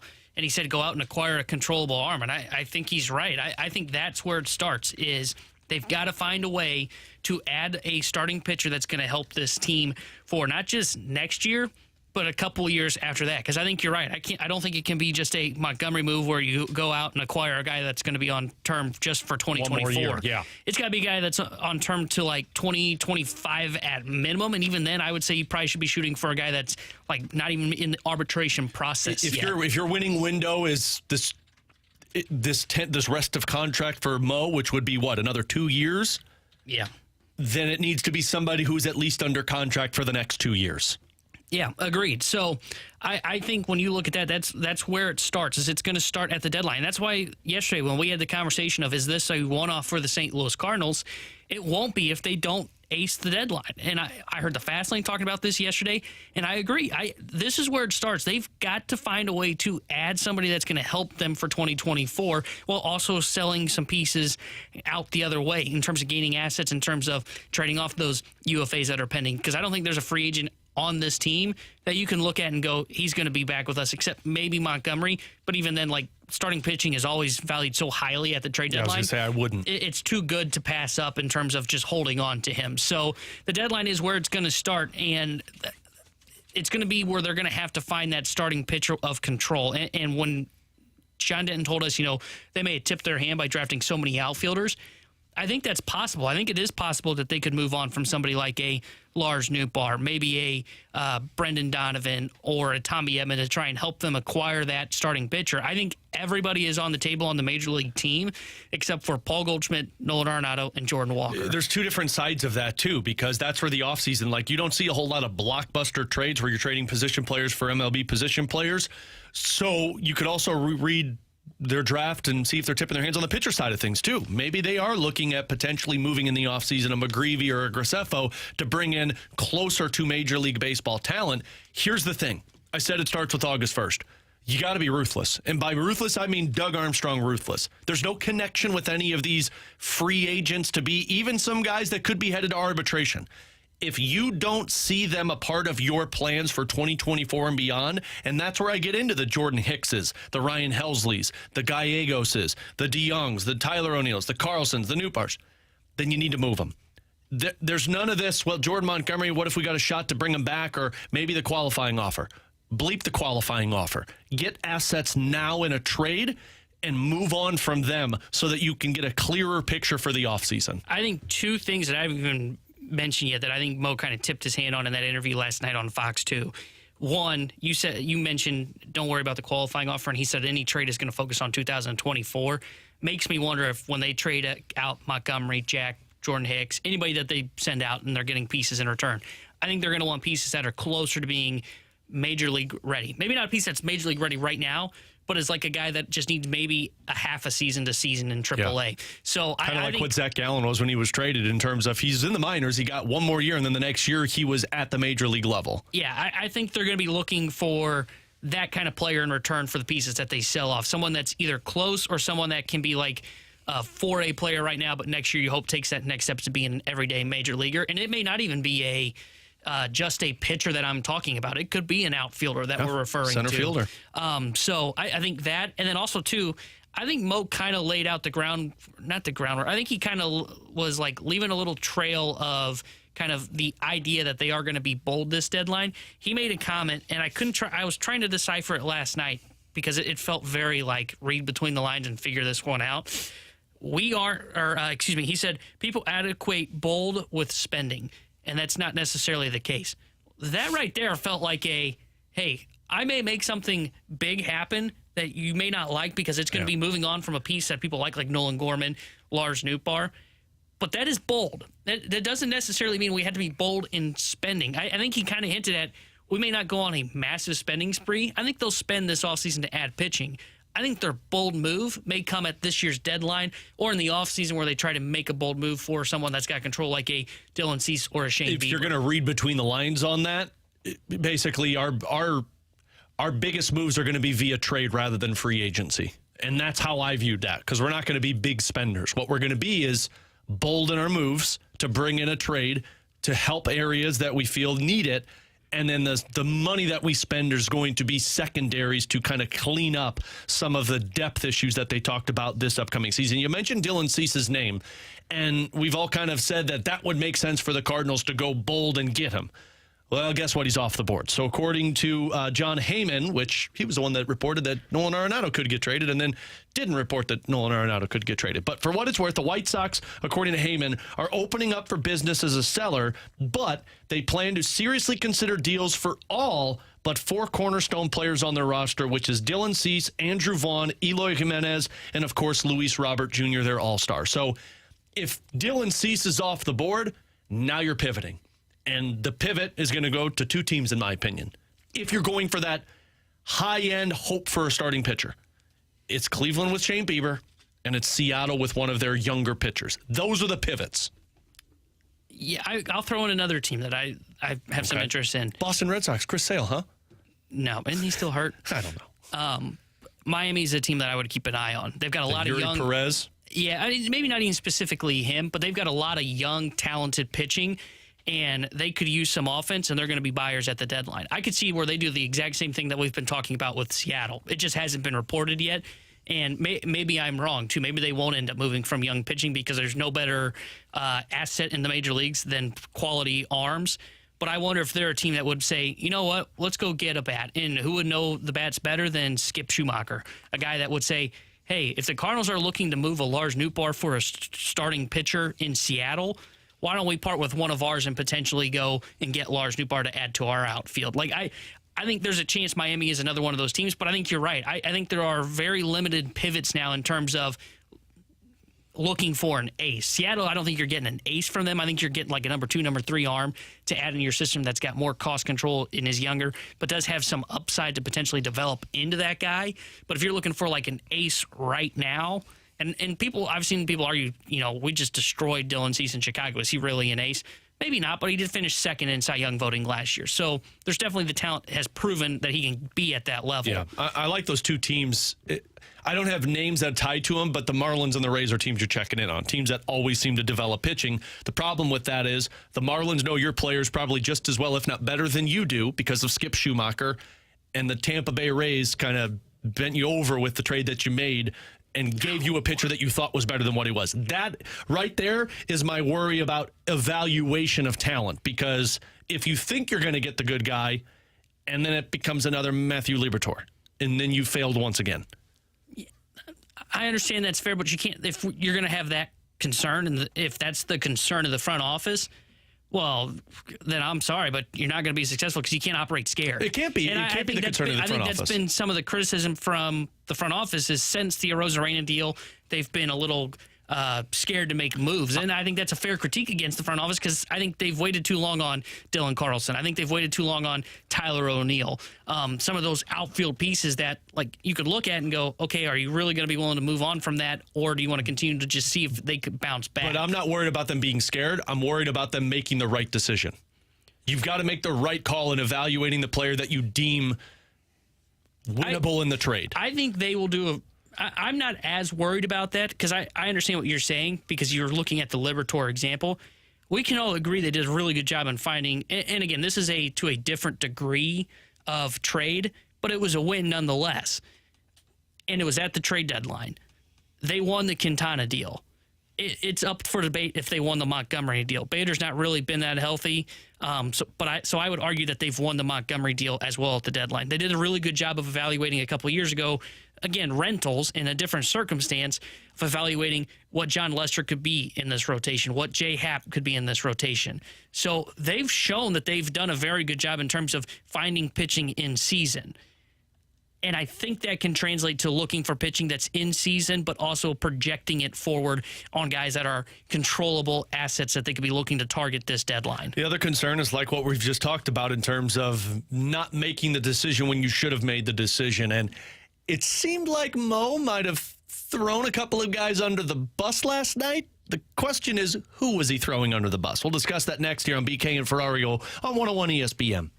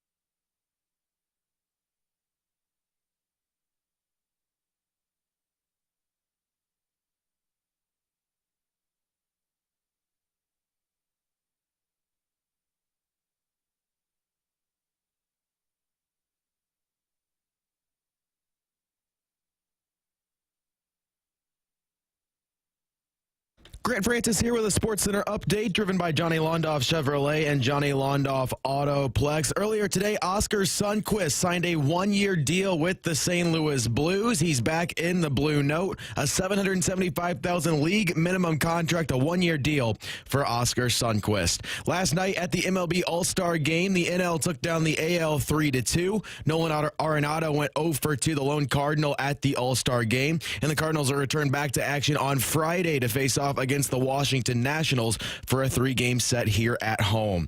Tonight for St. Louis City SC, they'll be in L.A. to take on LAFC. St. Louis has won their past 3, L.A. winless in their last 4. Kickoff tonight at 9:30. I'm Grant Francis. The SportsCenter update's been driven by Johnny Londoff. Find new roads and shop 24/7 at londoff.com and londoffautoplex.com. Are you kidding me?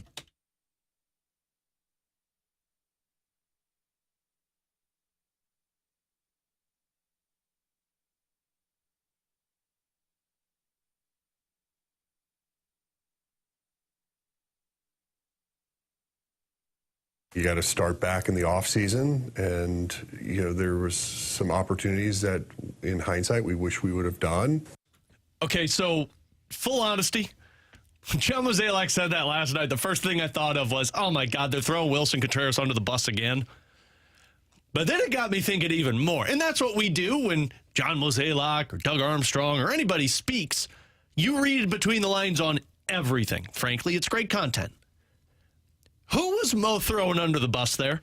Because I can come up with a couple of different options. The first one for me was Wilson Contreras, because of course he's saying that following the All-Star game when Sean Murphy has himself one hell of an evening on top of having an already great season. But then you also go to the Tyler O'Neill front, where you had a guy in the MVP conversation that you could have pounced on trading, but instead you said, no, he's going to help us win next year, and you kept him. But you could also then go to the pitching side of things. So there were a lot of moments that I thought of when Mo said, in hindsight, when you look back, there's a couple of decisions we wish we would have done that we didn't. Who stuck out to you the most, T-Bone? So I think when he made those comments, I think he was referring to their lack of adding pitching or even potentially looking at the decision on, I don't know if it's so much of bringing Waino back or just the money that was given to Waino. It could be one of those where like those are entangled together to where you don't get Waino without paying the price that you did.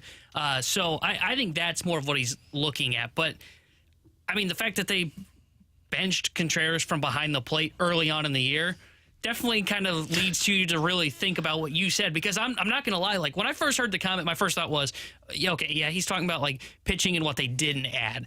And then when I sat there and I went back through my notes and I'm typing up stuff for our show last night, I'm going, man, that could totally mean it's on Wilson Contreras, and how not so much the decision of signing a catcher, but the decision of, yeah, we should have given up assets to go get Sean Murphy because we might be giving up those one or two of those same assets for starting pitching right now. Right. And the fact that you pulled Contreras behind the plate, not for, I mean, it could have been for offensive struggles too, because he was really struggling at the time, but because of his lack of preparedness and his lack of defense, like, yeah, it just leads you to really think that there was a chance that that comment was towards Wilson Contreras in that signing, which I don't think it was, but the early season kind of situation around Contreras led to that kind of speculation last night. And again, tinfoil theory, what was the last impression we have of Wilson Contreras before the All-Star break? Misplaced behind the plate. So here's the thing on the pitching front, though, and why I didn't think it was that. Because Waino was coming back regardless. Like, you could sit there and say maybe he's second-guessing about bringing Waino back. Waino was coming back. That was a DeWitt decision because you were chasing something that was going to intrigue a lot of people. It was a farewell tour and, frankly, well-deserved for how Waino pitched last season. Now, I can hear the argument of wishing we would have got more depth for our pitching, but in that sense, you're not going to be able to bring guys in for 6th or 7th or 8th guys in a rotation because your top 5 are set up. So that's why I singled out. It was either Wilson Contreras or Tyler O'Neill. And we also heard the comments that he talked about the outfield when it comes to making mistakes, for where Arozarena and Adolis Garcia went other directions because they had their outfield in place, and it was Harrison Bader and Tyler O'Neill. So this absolutely could be him basically stating that Tyler O'Neill did not pan out like we thought it was, and we wish we wouldn't have made a trade that we made so that we didn't have to buy into Tyler O'Neill being that option for us. I don't even know if I would put it just solely on Tyler O'Neill, because I think that's a little unfair. I think it is. I think there is. Now you're defending Tyler O'Neill? No, I mean, he's definitely got to be better when he's healthy. And, well, one, he's just got to get healthy. And healthy, yeah. But no, I think it's the outfield as a whole, because outside of Jordan Walker, do you really feel like they have a everyday guy that you think the front office truly trust? And that's let me rephrase that. Not trust, but is untouchable at the deadline. No, not untouchable. I think they trusted Lars Nootbaar more than what he has been for this team. Yeah. But there's no. And I was clamoring all offseason that I wasn't convinced that they should be buying in on Lars Nootbaar going into the year. I think the offseason Lars Nootbaar was untouchable in the Cardinals' minds because they thought highly of him and other people thought highly of him. But he was the only one, although you have to state Dylan Carlson because Mo essentially doubled down on that at the trade deadline last year. So those would be the views of the untouchables for them, and then you just throw in the third option and figure, well, we know Tyler O'Neill can't be bad than what he's been in the past, so this will be him. So, yeah, the mistake may have been the outfield, but here's the other thing. Who are you bringing in on the outfield from that offseason? We brought up, what's-his-face from the Toronto Blue Jays that was traded to Seattle. Can't remember what his name was. He was a corner outfielder. He was traded to the Seattle Mariners. I'll look it up. Or no, he wasn't to Seattle, to Arizona. Gurriel, who was just an all-star. No, not Gurriel. Somebody else. I'll look it up. I know who you're referring to, potentially like signing a Kevin Kiermaier. Andrew Benintendi was the one that first came to my mind. Brandon Nimmo were options. Teoscar Hernandez. That's the one that because I remember his name being brought up, whether it was us or being connected. So yeah, I could go down that path and say maybe it was the outfield, but I didn't know if there were really many options for them to fix that, which is why I go back to Wilson Contreras. And I think that's what makes this kind of tough. Is it's easy to look at the team now and go, man, they should have added starting pitching. Man, they could have added a bat to this outfield to add more consistency. But like this free agent class has kind of trended towards being just underperforming so far. Like Carlos Rodon has barely pitched for the New York Yankees, dealt with an injury when the season started. When you look at the outfield names, Andrew Benintendi's not been that great for the Chicago White Sox. So all these names that we kept saying the Cardinals should go out and they should go get this guy, they should go get that guy, they've been kind of underwhelming. And Contreras falls into that. We were clamoring for Wilson Contreras to be a St. Louis Cardinal. They went out and signed him, and he's underperformed so far in the first half for the St. Louis Cardinals. So I just think it's one of those to where I think you're right. I think it's hard to look at the free agent class or maybe even the trade market and say they should have gone and done this, because a lot of those moves that other teams made just haven't hit as well so far for them. Yeah, and really that's him talking about hindsight and making mistakes. That's what can't happen this offseason. There can't be mistakes for you. You can't have what-ifs in any areas. You can have, we need this to be, but if you're going into the next season by saying, well, what if these guys don't pan out in the outfield? Or what if these guys don't work in our rotation? Or what if this bullpen doesn't work out? Well, then you're doing the exact same thing. If there's one area that you need to hone in on more than any, it's rotation. If you have any what ifs or concerns, then you didn't properly address it at the trade deadline in the offseason. And then beyond that, I can understand, like on the outfield, if you say, well, we really need these guys to pan out, but you probably need to be looking at that and finding ways to make it less of a concern and more of a, we need this to pan out for us. Yeah, you can't go into next year with a ton of what-ifs like they did this year. I do think there is a scenario where you can look at it and say, you know, we feel pretty confident in our roster, but the outfield's kind of a question mark. Let's go into the season, let's see what we have, and if it doesn't work out, we'll go get it at the deadline. Problem for the Cardinals was they went into this season with so many what-ifs to where, okay, can the rotation without swing and miss, what will it look like as everybody gets older? What can Adam Wainwright get back to being the guy that he was before September collapsed last season? What does this outfield look like? Can Tyler O'Neill bounce back? Can Dylan Carlson bounce back? What about this bullpen? Like, there were so many things, and we even talked about them, and I think because we follow the team every day, we kind of convinced ourselves to kind of look away from some of those what ifs and kind of said, oh, well, yeah, sure, that will work out. Not all these can go wrong at the same time. Boy, who are we wrong. Yeah. So I think they've got to kind of shore up. The rotation would be the number one for me, is where they got to shore that up. And then if they're going to have question marks around some some areas of the team, I think that's fine. They just can't go into the next season where it is like a what if everywhere you turn and just hoping that something ends up going right for you, because that's not how you operate. The way to operate is having some of those question marks going into a year, but you can't have so many. Tanner Hendrickson, Graham Francis, I'm Alex Ferrario. Coming up next, I had a moment last night of something that went viral on Twitter that brought back some PTSD. We'll discuss that next on our Junk Drawer segment here on 101 ESPN.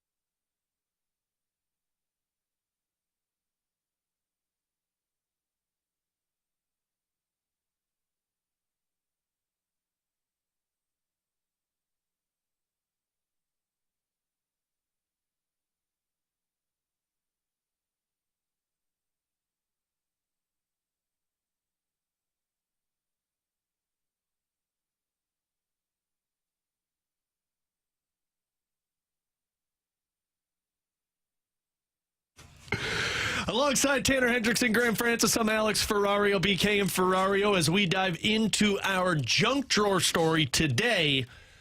So the Philadelphia Flyers were trending yesterday on Twitter. Okay, off-season, maybe something got traded. Hey, maybe they decided to trade Travis St. to the Blues. No, they were going viral because a reporter asking a question, a hot mic with PR while a player was being interviewed, and I'll let the audio do the rest. Hey, Garnet. I was just wondering, as a veteran with a relatively successful NHL career, what makes the Flyers, who are in a rebuild state, a destination that was designed? How many times are you going to ask this question? Yeah, there's really a lot of things that go into it. The Flyers suck. Why do you when I look at it, it's an organization that... Okay, so we all know hot mics are just a disaster, and frankly, that could have been much worse than what it was. Oh, I don't know if it gets much it worse could have so got worse, but it didn't. I'm going to take a different side of this, though. I'm not going to sit here and blast the PR team and think it was just dumb. I'm going to take the personal side of this. That right there is why I have PTSD and have had since I was in elementary school of never wanting to ask questions. You know how you did earlier this week, Grant, and say, well, this is probably a dumb question, but I'm going to ask it anyway. And I fired back and said, yeah, dumb question. That was my concern all the time. Grade school. You are the PR guy. Maybe. No. I'm glad you instilled confidence in me earlier this week. Thank you, Alex. Here's the thing. I am that individual who asked the question, but I don't ask the question because I'm worried that there are 18 other people thinking in their head, Jesus, how many times is this kid going to ask this stupid bleeping question? And so I'm always afraid to ask. Now, I've gotten a little bit more confident over the years, and basically I just don't really care anymore. But throughout my time in school, anytime a teacher would say, okay, any questions after what we've just covered? And nobody would raise their hand. I'm like, well, I'm not going to raise my hand. Absolutely, I have questions, but I'll just wing it and figure it out. Probably why I'm a little bit of a dummy these days. I'm not going to lie. I definitely have some of that since I'm just now starting to do more and more interviews. Yeah, you interviewed Craig Berube at the draft. There's no question you were sitting there thinking, oh, yeah, Army. There was no question in my mind that you were thinking, I'm not going to ask this question. He's going to think I'm an idiot. I was so afraid of just tripping and falling when I was walking to the table to talk to Army, or dropping my phone, or calling him the wrong name. Been there. I was scared to talk to Doug Armstrong because it's the first time I've ever done a one-on-one with someone just individually. I've usually been with you when we're talking to John Denton, or at scrums at baseball games, or in the Blues locker room. See, I think scrums are more intimidating than one-on-ones because everybody else, there's more people there. Because there's more people there. Everybody else is judging what you're asking. I'll give you a perfect example. When I started covering the Blues for KMOX at the time, I was in the scrums and we'd be at the press conferences, and I'd always want to ask questions. But John Kelly, Darren Pang, Kelly Chase, Chris Kerber, freaking Al McKenna, everybody is standing behind me when I'm ready to ask a question, and I don't want them in the back of their mind going, who's this stupid bleeping kid? They never have. They're all incredible people. But that's why I have PTSD right there. I watched that video last night, and I'm thinking, oh, my God, now I'm going to go another 10 years without wanting to ask questions because I'm afraid of reactions. Yeah. I am one of those people that is really lacks self-confidence to where I leave the show every day and I'm like, my God, what did you say today? What stupid stuff did you say on the air today? Then you just get these great texts from this 314. No one cares, Ferrario. You're a buffoon. Hey, yeah, just look at the text line for some reassurance. It's funny because I'm more worried about what they believe. I could care less what the text line calls me. They call me endless names, but okay, I've cool. been called a name from the text line when I didn't even say anything in the segment. I've been called names on the text line that I've had to Google to figure out what it was. Urban Dictionary had to explain to me what people have called me. That's never a good thing. No, it's not on the text line, but honestly, I can get it. Yeah, I'm one of those that's so self-conscious about anything to where I get nervous when I do a segment and then we go off the air, or just in between commercial breaks thinking about, man, what did you really say? Was it any good, or was someone in their car going, what the bleep's wrong with that guy and why is he employed? And I have that exact same thing when we're talking to when we talked to John Denton earlier today, when we talked with Katie Wu earlier in the week, because they're so connected to the Cardinals that it's I don't want to ask a question that seems so far out there to where it's man, what are you doing? Right. I was just going to say, going back to the interviewing thing, this happens at Centene specifically for me because it's so cold there. Oh, yeah. But there's been times where I get so cold to where I'm like kind of shivering. And so going into the locker room talking to players, sometimes you're holding out your phone look like and you're your nervous. hand's shaking and it looks like you're so nervous that you're shaking and you're just cold. I'll never forget, because Alexander Steen is notorious for like swatting mics out of his face. Yeah. I'll never forget when he used to do it to different people in the Blues media. And the first time that I interviewed him one-on-one, I mean, I held him, people can see it on our YouTube channel. I held the mic so far away from his face that he had to stop. And he goes, "Are you even picking this up with your mic?" And I looked at him and I go, "Yeah." And he goes, "Well, why are you holding that so far away?" I said, "I didn't want to get it too close to your face." He's like, "Oh, no, you're fine." He's like, "I just like do it in the media scrubs." Like, "Oh, okay, cool." But like, that's how this thing goes. But it's always entertaining. And I appreciate the Philadelphia Flyers PR staff for bringing back more PTSD for me. Tanner Hendrickson, Graham Francis, I'm Alex Ferrario. Coming up next, we basically got confirmation that Mo is going to fulfill his contract. But we also got confirmation that the coaching staff is going to fulfill at least the contract term of John Mozeliak. We'll discuss that next here on BK and Ferrario on 101 ESPN.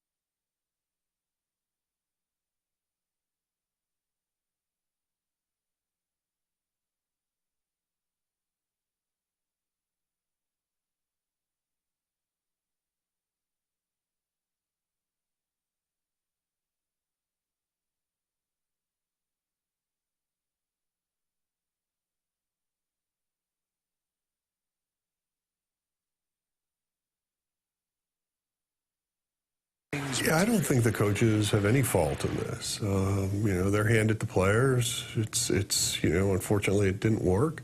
But I think Ollie and his group do a really good job. They work really hard, and they continue to do that. But I think their level of frustration is probably as real as the fan base. So the real questions that we've been wondering about this Cardinals team moving into the All-Star break and beyond this season is who gets fired. Is it John Mozeliak? Is it Ollie Marmol? Do they fire somebody on the coaching staff? At least from what we heard yesterday in the Martin Kilcoyne interview that he did with John Mozeliak on Fox 2, seems like nobody's getting fired this offseason. Now, maybe things can change depending on how the rest of this season goes, but we have now learned that, from what you just heard there, Ollie and his staff seem to be on the way back next season. But we also learned that Mo's not just coming back this season, but fulfilling this contract extension. And it wasn't in the interview, but Bill DeWitt Jr. essentially told Martin Kilcoyne yesterday, quote, he's got an impressive track record. There's a reason I gave him an extension and fully expect him to fulfill that deal. I fully support him. Nobody's going anywhere, at least for this offseason. That's the part that I wonder, though, if it's the right decision. Because when I heard Martin say what Bill DeWitt Jr. said, I didn't get the same feel that I got when Doug Armstrong backed Craig Berube. And maybe this is track record. Maybe this was Craig Berube's won a Stanley Cup, and Craig Berube has had a lot of success with the roster he's been given, and this was the first bad season. And look, this is the first season of Ollie, and that's about it. But for some reason, it just didn't sit the way with me that it did when Doug Armstrong backed Craig Berube. And maybe I'm in the minority there, T-Bone. Yeah, no, I think Ollie has full support from the front office. And, in fact, I think that comment was even more so to potentially, and we'll see, because I think this could change, was even back Dusty Blake as well. Because I think Dusty Blake's drawn a lot of criticism as well as the pitching coach, because the pitching's been so bad, and it's a lot of the same guys from last year. So I expect both Ollie and I expect to see Dusty Blake back as pitching coach, I think, going into next season. I was more like, that one wasn't as much of a surprise to me, the Mo comment, as hearing and Bill DeWitt wasn't interviewed on, and that was aired. It was a comment that Martin Kilcoyne was able to grab from him on the phone. I was more, I don't want to say surprised, but that was the comment that I was really looking for, was to finally hear somebody say, John Mozeliak's job is safe. Because I was kind of questioning it, because the last time the Cardinals went through something like this, Walt Jocketty was let go and John Mozeliak was hired. So I was kind of questioning if, because this thing went so far south and there were so many things that led into this becoming this season for the Cardinals, if they were going to try and make a move in the front office. So to hear that both Mo and Ollie are safe right now, it doesn't really surprise me. But I don't view the comment towards Ollie Marmol as being different than Craig Berube. I think Mo basically said, look, yeah, this was on me building the roster together. If Ollie had the right roster, I think Ollie would be we would be a better ball club. I think that's what Mo was saying. And that's essentially what Doug Armstrong said when he was defending Craig Berube earlier in the year. But you know what the difference is? The area that was bad, that coach was addressed. Defense was awful for the Blues last season. And they said, we got to change it. And they got rid of Mike Van Ryn and they brought in Mike Weber. That's the part, what you said of, it seems like they backed not only Ollie Marmol, but the coaching staff. I'm not sure you can do that. Yeah, but because you didn't have the same team as last year. I think it's fair to, I don't know if question's the right word here, but I think it is fair to wonder if that was just the scapegoat. Like, I don't expect the defense to be better this year. I really don't. I think the blue line, if it was going to be better, was because they were going to make a personnel change, not a coaching change. I expect it to be improved. I don't know if it's going to be better, but I expect it to improve. And that's where I just disagree. I think it's the same conversation with the pitching staff. If this pitching staff had more swing and miss, I think Dusty Blake would look a lot better. Maybe. I think Ollie Marmol would look a lot better. Maybe, and you're going to find out. Craig Berube would look a lot better with Travis Sanheim on his blue line this year. Same with if they had Mike Van Ryn still. But to use the sentiment of it's the same team that they had last season, same roster, that's also not true. They had a different pitching coach last year, and the pitching was better with the same players. You also had a Yadier Molina behind the plate, so that's a different roster. So, yeah, the catcher side of thing is one aspect of it, but we've talked about this. You do have to look at the coach side of things and wonder, okay, is that the right move to back it? And look, Dusty Blake could be back next year, and there's no changes on that. It sure seems like they're knuckling down on that. But then it's put on a higher degree of criticism if you bring in different players into a rotation and bullpen, and it's the same result. That's when you start pointing fingers at the message that's being relayed to them. I guess the thing that I would say that kind of defends Dusty Blake, if you want to call it that, is I think there were kind of what ifs that the front office banked on that they just assumed that would end up going in their direction. And what I mean by that is Adam Wainwright's issue wasn't a, father time thing. It was, he actually was hurt last year, so he'll get back to form.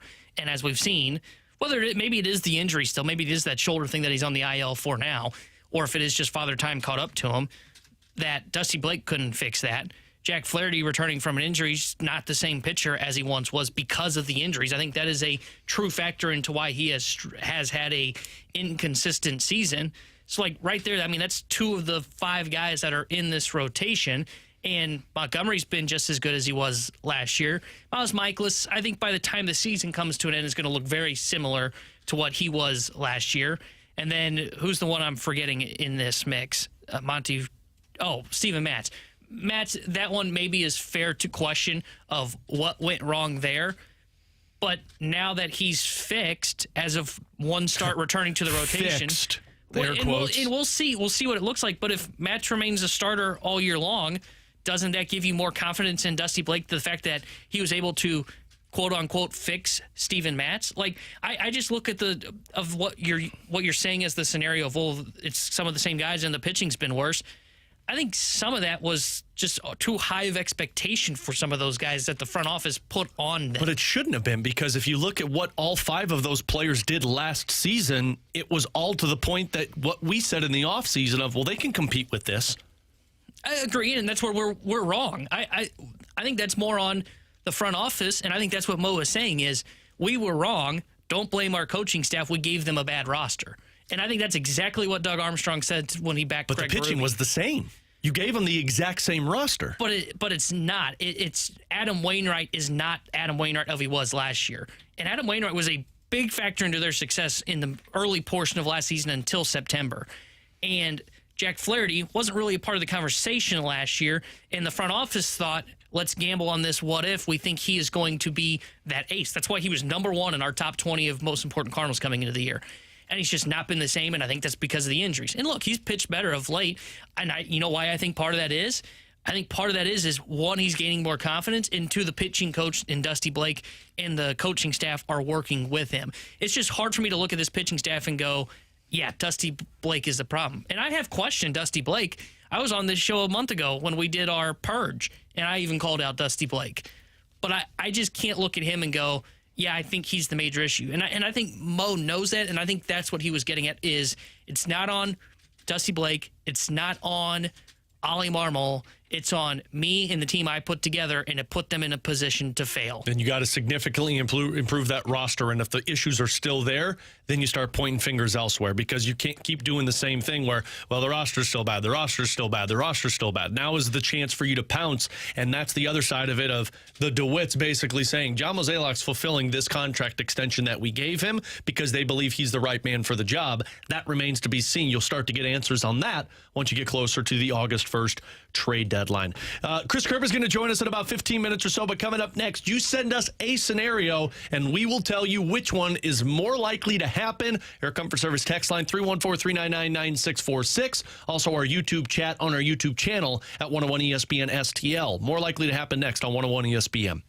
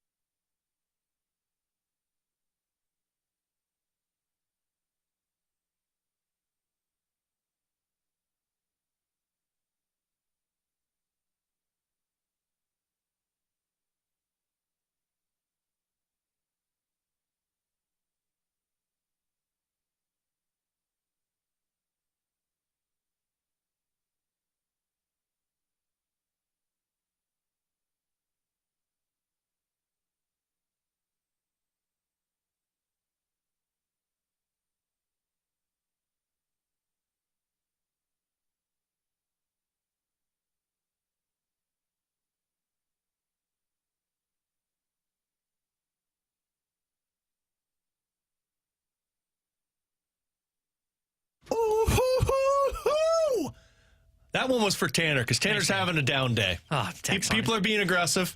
People are being a little angry. People need to buck up. And I got called a word I can't even say on air. Well, that's true. But guess what, buddy? We get called those every day on our text line, which you can send us your more likely to happen scenarios at 314-399-9646. Also, you can post your more likely to happens on our YouTube channel at 101 ESPN STL. Just click on that BK and Ferrario live stream link and join us up until 2 o'clock. Let's start with this one. More likely to happen. Tanner agrees that he does not like hot dogs, or Tanner agrees that he does like seltzers. Well, I would never give up hot dogs. So you like seltzers? No. Man, I had myself more a nice... likely it would never happen. I had myself a nice seltzer last night when the girls went to bed, sitting in my pool. Oh, it felt good. I'm with Tanner. It's like liquid TV static. That's what it tastes like. If you could, that was so specific. I've always said that. Like, if you could compare like visual to taste, that's what it would feel like. Never. I haven't either. That was so specific. Oh, my God. That was phenomenal. I'm going to say it's more likely that he'll claim that hot dogs are disgusting. No. Yeah. Never. In fact, I'm having brats for dinner. That's not a hot dog. That's a brat. Those are better. Whatever. Those are so much better. More likely to happen from the 314. Cardinals trade Lars Nootbaar or Brendan Donovan. Ooh. I'll go with... Oh, man, this is tough. I'm going to go Lars Nootbaar, I think, because I think he holds more value. And I think they're going to make a bold decision at the deadline and acquire a controllable starting pitcher. So I'll say Lars Nootbaar. It could end up being Brendan Donovan, but I think Nootbaar's the one that holds more value out of those two, and they decided to make that move. My only fear of saying that is I don't know what the hell the outfield looks like then going into next year. But that's also the thing, like with the outfield being as troubling as it has been this season, if you want to kind of retool it, one of the ways would be to move Lars Nootbaar, whether he's been terrible or not, which I don't think he's been that bad, but that's one of the ways to do it. If you want to move around your outfield, then you move one of your outfielders. I'm going to say it's more likely that Brendan Donovan gets traded because I think he's going to bring you back the most in return because of the control and because of how useful he is in every position and because he gets on base. I think Brendan Donovan is going to be the most intriguing piece if you're trying to acquire something substantial in the pitching side of things. And because of what you said where he plays every position, that's why I think he is so highly valued. And what I'm curious to know about Nootbaar is if he's still viewed the way he was in the offseason. Because we mentioned it earlier in the show how he was someone that would have potentially gone in a Sean Murphy trade. And why was that? Well, it's because he hits the ball really hard and he gets on base. But he's not really slugging this year. So I'm fascinated to know if some people still view Lars Nootbaar as a everyday outfielder, not just in the Cardinals organization, but outside of the Cardinals organization. From the 314, more likely to happen, the Blues improve on defense or the Cardinals improve via pitching in their next season. So this is not via trade. This is they're just improving from what they were the previous season. Yeah. Oh, this is easy for me. I think it is the Cardinals pitching. I'm with you. I think they're going to make them... You both haters. It's because, one, I think... It can't get much worse. You're darn tootin' it can't. That's why the Blues are going to improve. The pitching's going to be tough. The Cardinals will add to their rotation. Like, that is a known. They are going to be bringing in new pitchers and trying to retool this thing on the fly. And I think they're going to make it... I think it's going to be better, mostly because it's harder to make it worse. With the Blues, if you're going to say the Blues couldn't do anything because they didn't have the cap space to do it and the no-trade clause got in the way of everything, it's the same group. I don't see it really changing all that much. And I just said in the last segment, I don't see it changing because they brought in a new coach. I think the defense is what the defense is. I think the pitching, there's a more likely chance the Cardinals can improve it because they've got more open roster spots going into the offseason to make those improvements. Yeah, that's the thing for me. It's definitely going to be different. You've got two starters right now going into next season, so over half of your rotation is going to be different going into next season. So you got to hope that it would be better if you're looking at what's happened this season for the Blues. Even if you are able to figure it out and move one defenseman this season, it's only one defenseman that's going to be different on the team. So that's why I'm saying it's going to be the Cardinals, just because there's going to be so many changes next season. I think both of you are haters, and I'm saying it's the Blues. I think you're a homer. Probably. Rights holder, apparently, from what people believe. I get paid by the Blues, which is not true. Can we do this one from the 618? This one's interesting. No. Fine. What's the name on this show? According to the text line, T-Bone talks too much. So, What was it, T-Bone? from the 618, more likely to happen: Waino wins 200 or Cardinals lose 100 games. Oh, Waino wins 200. There's no. I guess I can't say there's no way they lose 100 games, but you've got to be just as bad, if not worse, in the second half than what you were in the first half to lose 100 games. I think they're on pace to lose like 94, something like that. 94 to 96, somewhere in that range. Both seem very tough, but I can see situations where Waino figures it out for 2 more wins compared to the Cardinals being that bad the rest of the way. I totally agree. I really think the first half of the season is as bad as it gets, and I don't think it's going to sustain that badly over the course of the second half. I don't think it's going to be to the point where they're going to be competitive again towards the playoffs, but I don't think it's going to be that bad for the rest of the season. And I do see Adam Wainwright figuring it out to some degree where he can at least scrape 2 wins together down the stretch. Yeah, I tend to agree with both of you. I think it is more likely Waino can get to 200 because he's just 2 away. And though the Cardinals are flawed and they are potentially going to be getting worse at the deadline by selling off pieces, I think the offense is too good to allow them to be a 100-loss team. I think 100-loss teams are bad offensively and they have bad pitching. As we've seen, the Cardinals' offense can win them games. So I just don't think they're a 100-loss team. I think 95 to 96 is about where I would put their loss. Let's get to Mike's on our YouTube channel chat. More likely to happen, the Cards promote Mason Wynn and let him get playing time the rest of the season, or they add a veteran shortstop via the trade deadline.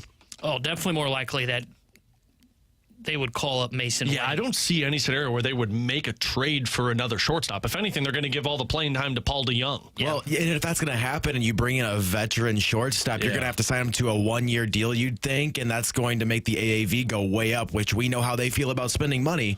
So, I highly doubt that. They love it. But no, I think it's definitely more likely they would call up Mason Wynn because it would be what we talked about yesterday. It's time for evaluation. So see how ready he truly is. He may really struggle. And then okay, well, here's what he's got to work on going into the offseason, or here's what he needs to work on next year at AAA. But I think if they had a spot open, like they are able to move Paul DeJong at the deadline, I don't think they're bringing in a veteran shortstop to fill that. I think they would give it to Mason Wynn. So they got, 62 more games, 72 more games the rest of the season. Over under, let's put it at 25 games that Mason Wynn plays at the big league level by the end of the season. See, I would lean towards the side of under. I don't know if they're going to trade and stick with Paul DeJong. Yeah, I don't know if they're going to trade Paul DeJong. I know Paul DeJong's become, and look, fair, because I was very critical of Paul DeJong the last 2 years. I don't know if they're going to move Paul DeJong, and I don't know if it's about value as much as it is they want to take their time with Mason Wynn. And if you don't think Wynn is ready, which I'm not convinced he is, you can keep Paul DeJong on the roster, and you can actually even pick up one of his club options and then have him there to fill that spot until Wynn is ready. I also think that if they were to call up Mason Wynn, that would be them saying that this season is over. Let's just look towards next season. Yeah. And as we heard, we're not waving the white flag. So that means for the next 15 games. By the way, phenomenal Mo impression. Thanks. I've been working on it. You hear enough of them in that sense of it. And I actually think, we agree they're going to sell, right? All of us agree with that. I mean, that's waving the white flag, as much as they're not going to say that publicly just because it just looks bad PR-wise. That would be waving the white flag. But if you called it Mason Wynn, even though you've waved the white flag, it would be exciting. Well, it would be fun to watch. If you don't trade Herrera, you're going to play Herrera a lot. There's another piece of excitement for him. And if you call up a pitcher, which I don't know if they would call up McGreevy or not, but you can call up some of your top prospects, and though you're out of it, it's still exciting to go watch Jordan Walker, Mason Wynn, whoever else they may decide to call up. There would still be some excitement around the team. I like this one. More likely to happen from the 314. More likely to happen, Kevin Hayes scores 20 goals or Torrey Krug surpasses 50 points this season? Ooh. I think I'm going to go Torrey Krug surpassing 50 points. This is also given the fact that both of them stay healthy, throughout the season. I'm not that negative, Grant. Listen, I'm just going off of what's happened the past couple of seasons, and specifically last year with Torrey Krug. You know what they say, the older you get, the more durable you are. Sure. Yeah, I feel that for sure. For Krug, with him being on the power play, if he's able to play a lot of games this upcoming season, like the offensive side of the puck is not where I'm concerned about his game. That's where he flourishes. So defensively, yes, I have concerns, but getting 50 points, I don't see that as something too crazy for him. I'd actually probably lean on the side of Kevin Hayes. It's not so much that I'm like down on Torrey Krug being able to put up offensive numbers. I think Kevin Hayes was brought in to be a goal scorer up the middle, playing on the second or third line, and I think he's a guy that could get to 20 goals. Krug getting to 50 points is going to rely on the power play, and I'm just not sure how much better the power play got this offseason. I think Hayes kind of helps it, but I don't think they added that kind of one-time shot that they really needed. Maybe Vron ends up being that guy and puts up a ton of points and is playing on that top unit, but I'm just not convinced the power play is going to be significantly better, and I think that's what would have to happen for him to get to 50 points. I actually am going to go with the Kevin Hayes one also, just because I'm not sure how much power play time Torrey Krug gets if Scott Perunovic stays healthy. I didn't even think of that, too. Perunovic might be on your number one unit, and Krug might be playing 2 minutes, and that's not going to help. And Kevin Hayes is going to probably be your second-line center because they're going to want to take some of the workload off of Braden Shen so he's not playing 18, 19 minutes a night. And if that's the case, you're talking about a 6'5" guy who's going to be playing on the power play, probably a little bit of penalty kill time, and second-line minutes playing with guys like Verana and Kapanen. I could see him getting to 20 goals. So that's going to be the one that I'd say is more likely to happen. Let's take a break. We got Chris Kerber on the other side. Tanner Hendrickson, who talks way too much. Grant Francis, I'm Alex Ferrario. Chris Kerber, voice of the Blues, will come on next here on BK and Ferrario on 101 ESPN.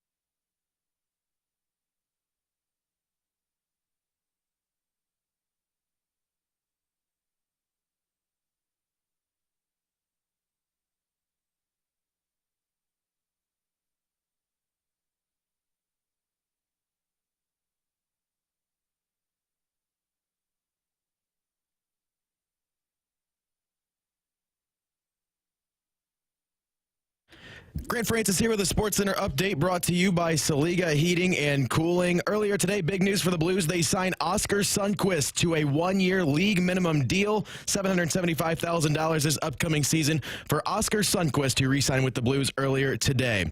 Last night in the MLB All-Star Game, the NL took down the AL 3-2. Nolan Arenado, the only Cardinal at the All-Star Game, went 0 for 2. The Cardinals will be back in action on Friday as they host the Nationals for a 3-game set. Tonight for St. Louis City SC, they'll be in L.A. to take on LAFC. St. Louis has won 3 in a row. L.A. winless in their last 4. Kickoff will be at 9:30. I'm Grant Francis. The SportsCenter update has been brought to you by Saliga Heating Cooling, an independent American Standard heating and air conditioning dealer.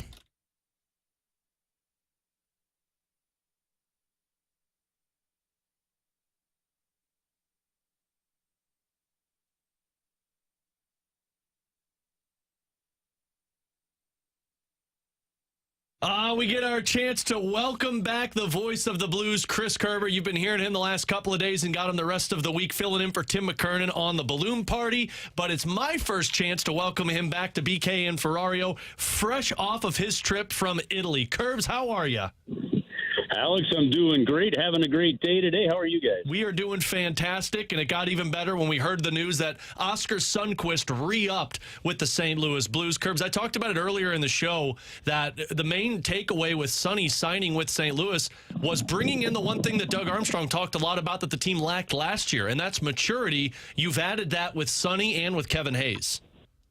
Well, they've added that, but Doug Armstrong knows something very, very easy, and that is that you do your young players a service by giving them a chance to win and know what it's like to win and to have a positive attitude, around a situation of a rebuild. And so we saw him do it in his early days when he brought in Jason Arnott and Jamie Langenbrunner and those guys. And that's really what he's doing now.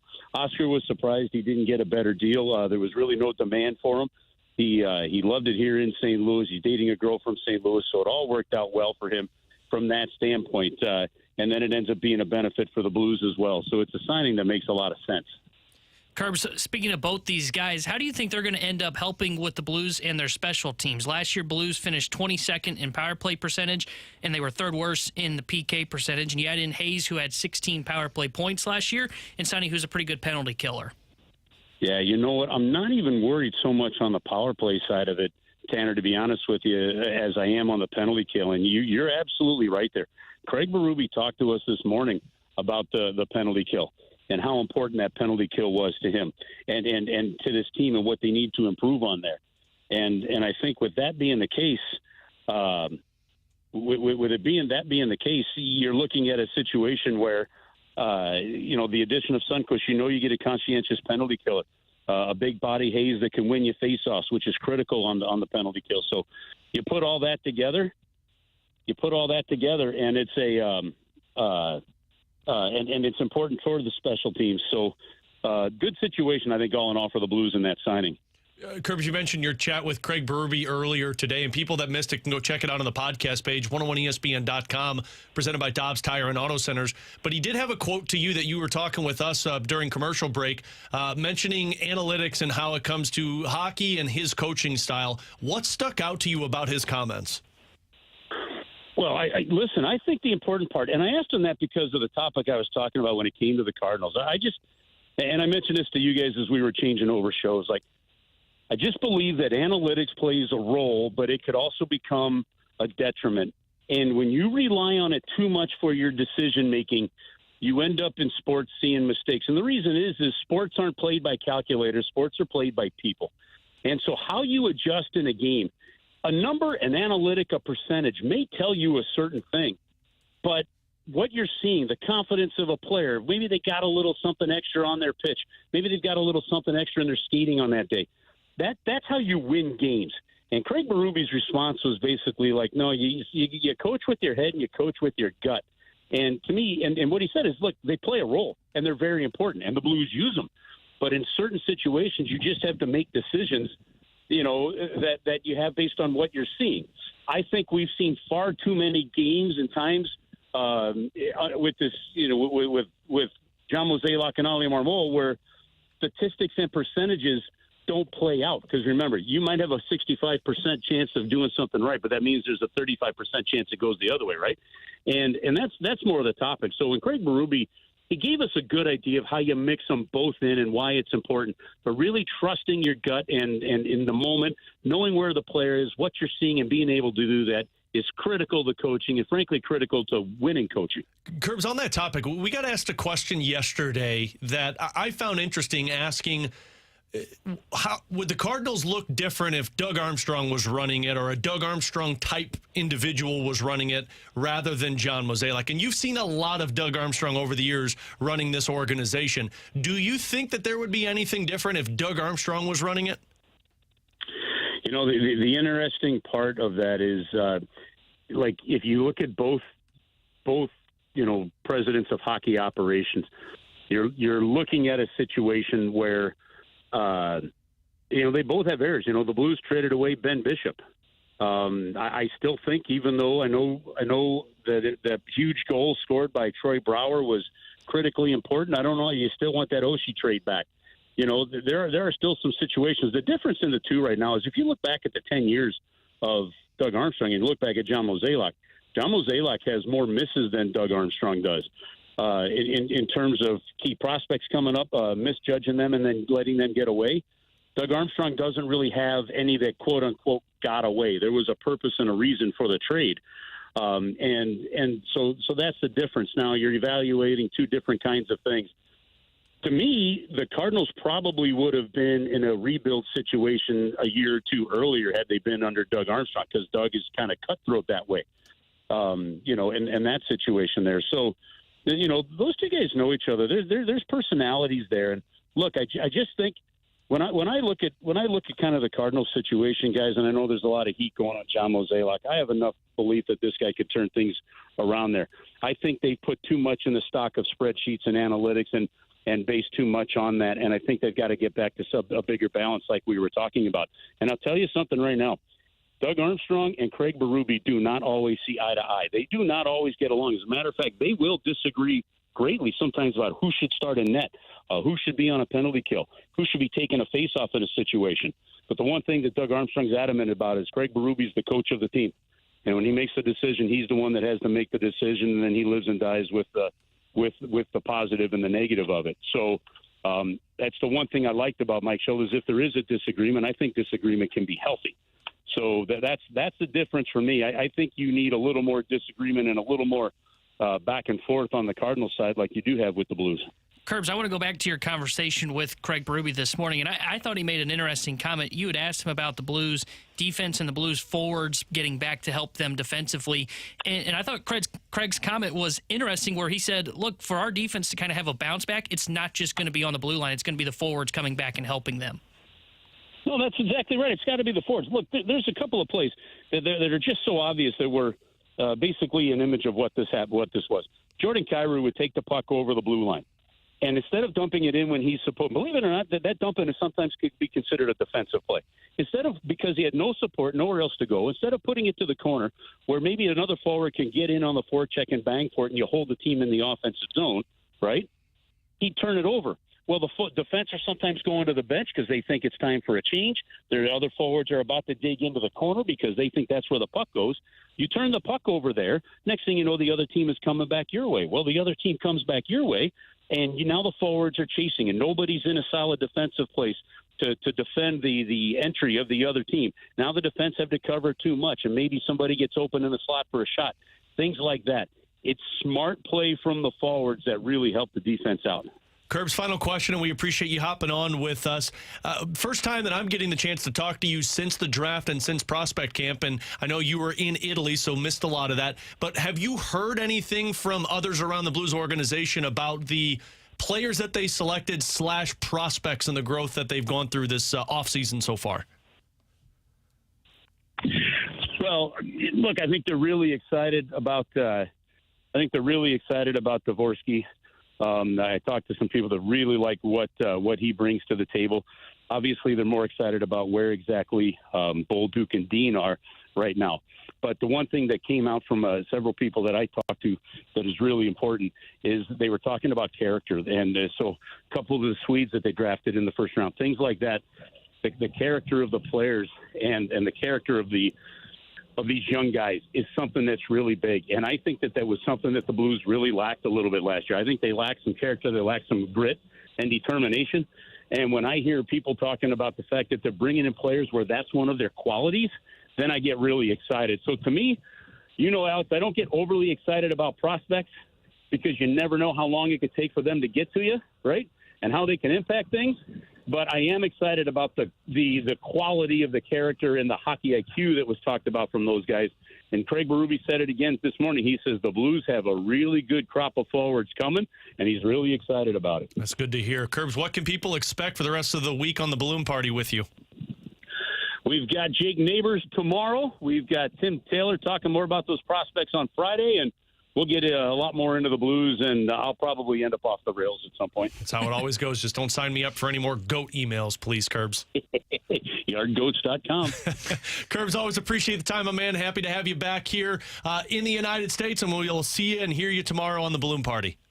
All right, Alex, thanks. There you go. Chris Kerber, voice of the Blues, with us on BK and Ferrario here on 101 ESPN. Let's rewind it and give you your chance to win Cardinals Bud Bash tickets on the other side here on 101 ESPN.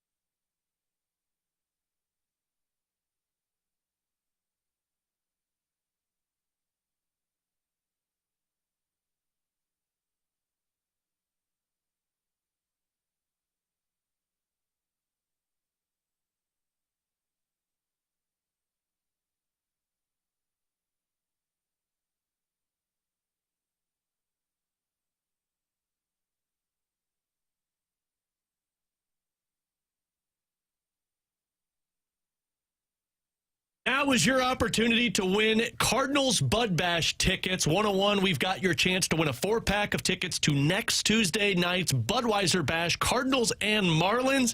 And it features a limited edition Brad Thompson bobblehead. So to win, if you're texter 101 and can tell me what NHL team went viral yesterday and brought back some PTSD for me back when I was a kid, you're texter 101 and can name that team to 314-399-9646. You will win the Budweiser Bash tickets for Cardinals and Marlins. And, of course, that limited edition Brad Thompson bobblehead. You can get all the details on this season series of Budweiser Bash Cardinals games now over at cardinals.com/promotions. Let's wrap it up where we started. And, of course, it's the topic of the day. John Mozeliak's comments yesterday to Martin Kilcoyne on Fox 2 talking about this team at the midway point and what to expect the rest of the season. And our poll question up on our YouTube channel at 101 ESPN STL that you can vote on, that right now is at 74% in favor of no, says that they do not have faith in John Mozeliak being able to turn things around for the Cardinals in fulfilling this contract for him. Regardless if you believe, which a lot of our voters believe it's not possible, or if you do believe in John Mozeliak, like Chris Kerber just mentioned with us, the issue is going to come down to, are they willing to change the philosophy? Because if you're not willing to open up the wallet a little bit more, if you're not willing to trade players like Gorman or Donovan or Nootbaar or Mason Wynn or some of these pitching prospects, then you're going to be right back to where you were in the next season, hoping that certain guys can live up to expectations. And frankly, you can't afford to do that for the next couple of years. Yeah, and it all starts at the trade deadline when you get to that point in terms of trying to retool this thing on the fly. And Mo knows that. I mean, he said yesterday in that interview, we have a problem. And we know it, and we know we've got to fix it. So I think when you look at the Cardinals, I expect them to be somewhat aggressive at the trade deadline because that's where it starts if you're going to retool this. If they can make an aggressive move at the deadline and acquire a pitcher that's cost controllable beyond this season and into probably like 25, 26, I would say, then that's a good start because they're not going to be able to fix this all at a deadline by acquiring assets. They may not even be able to fix it in one off season.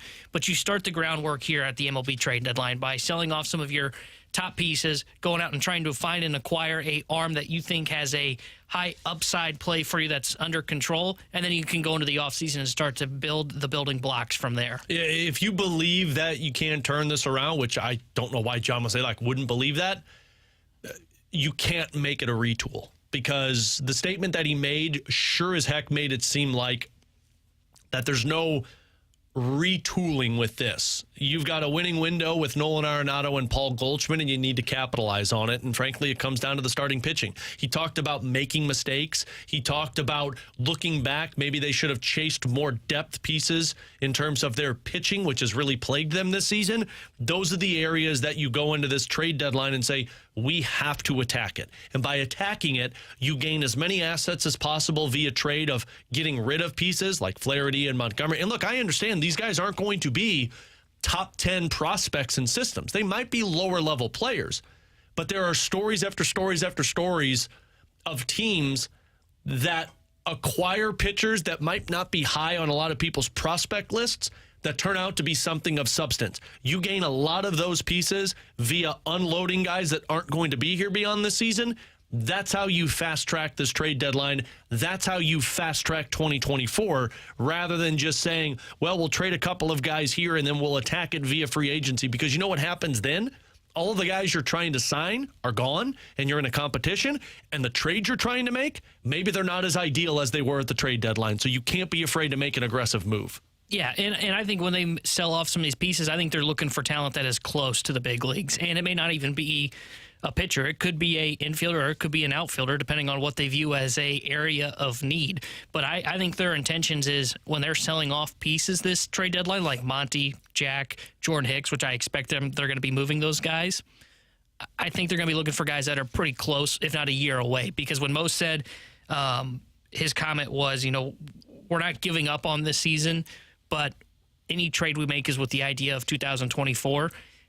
If you are selling a piece, and almost that comment makes you think they're not just looking for low-level prospects with high upside. Yeah. They're looking for guys that are close to the big leagues that they believe have upside, that they can either develop that or that upside's already baked in and they'll just see how if he can develop into that player at the big league level. There's a couple of areas that I'm going to be really interested with the last 80-plus games, 70-plus games of the season.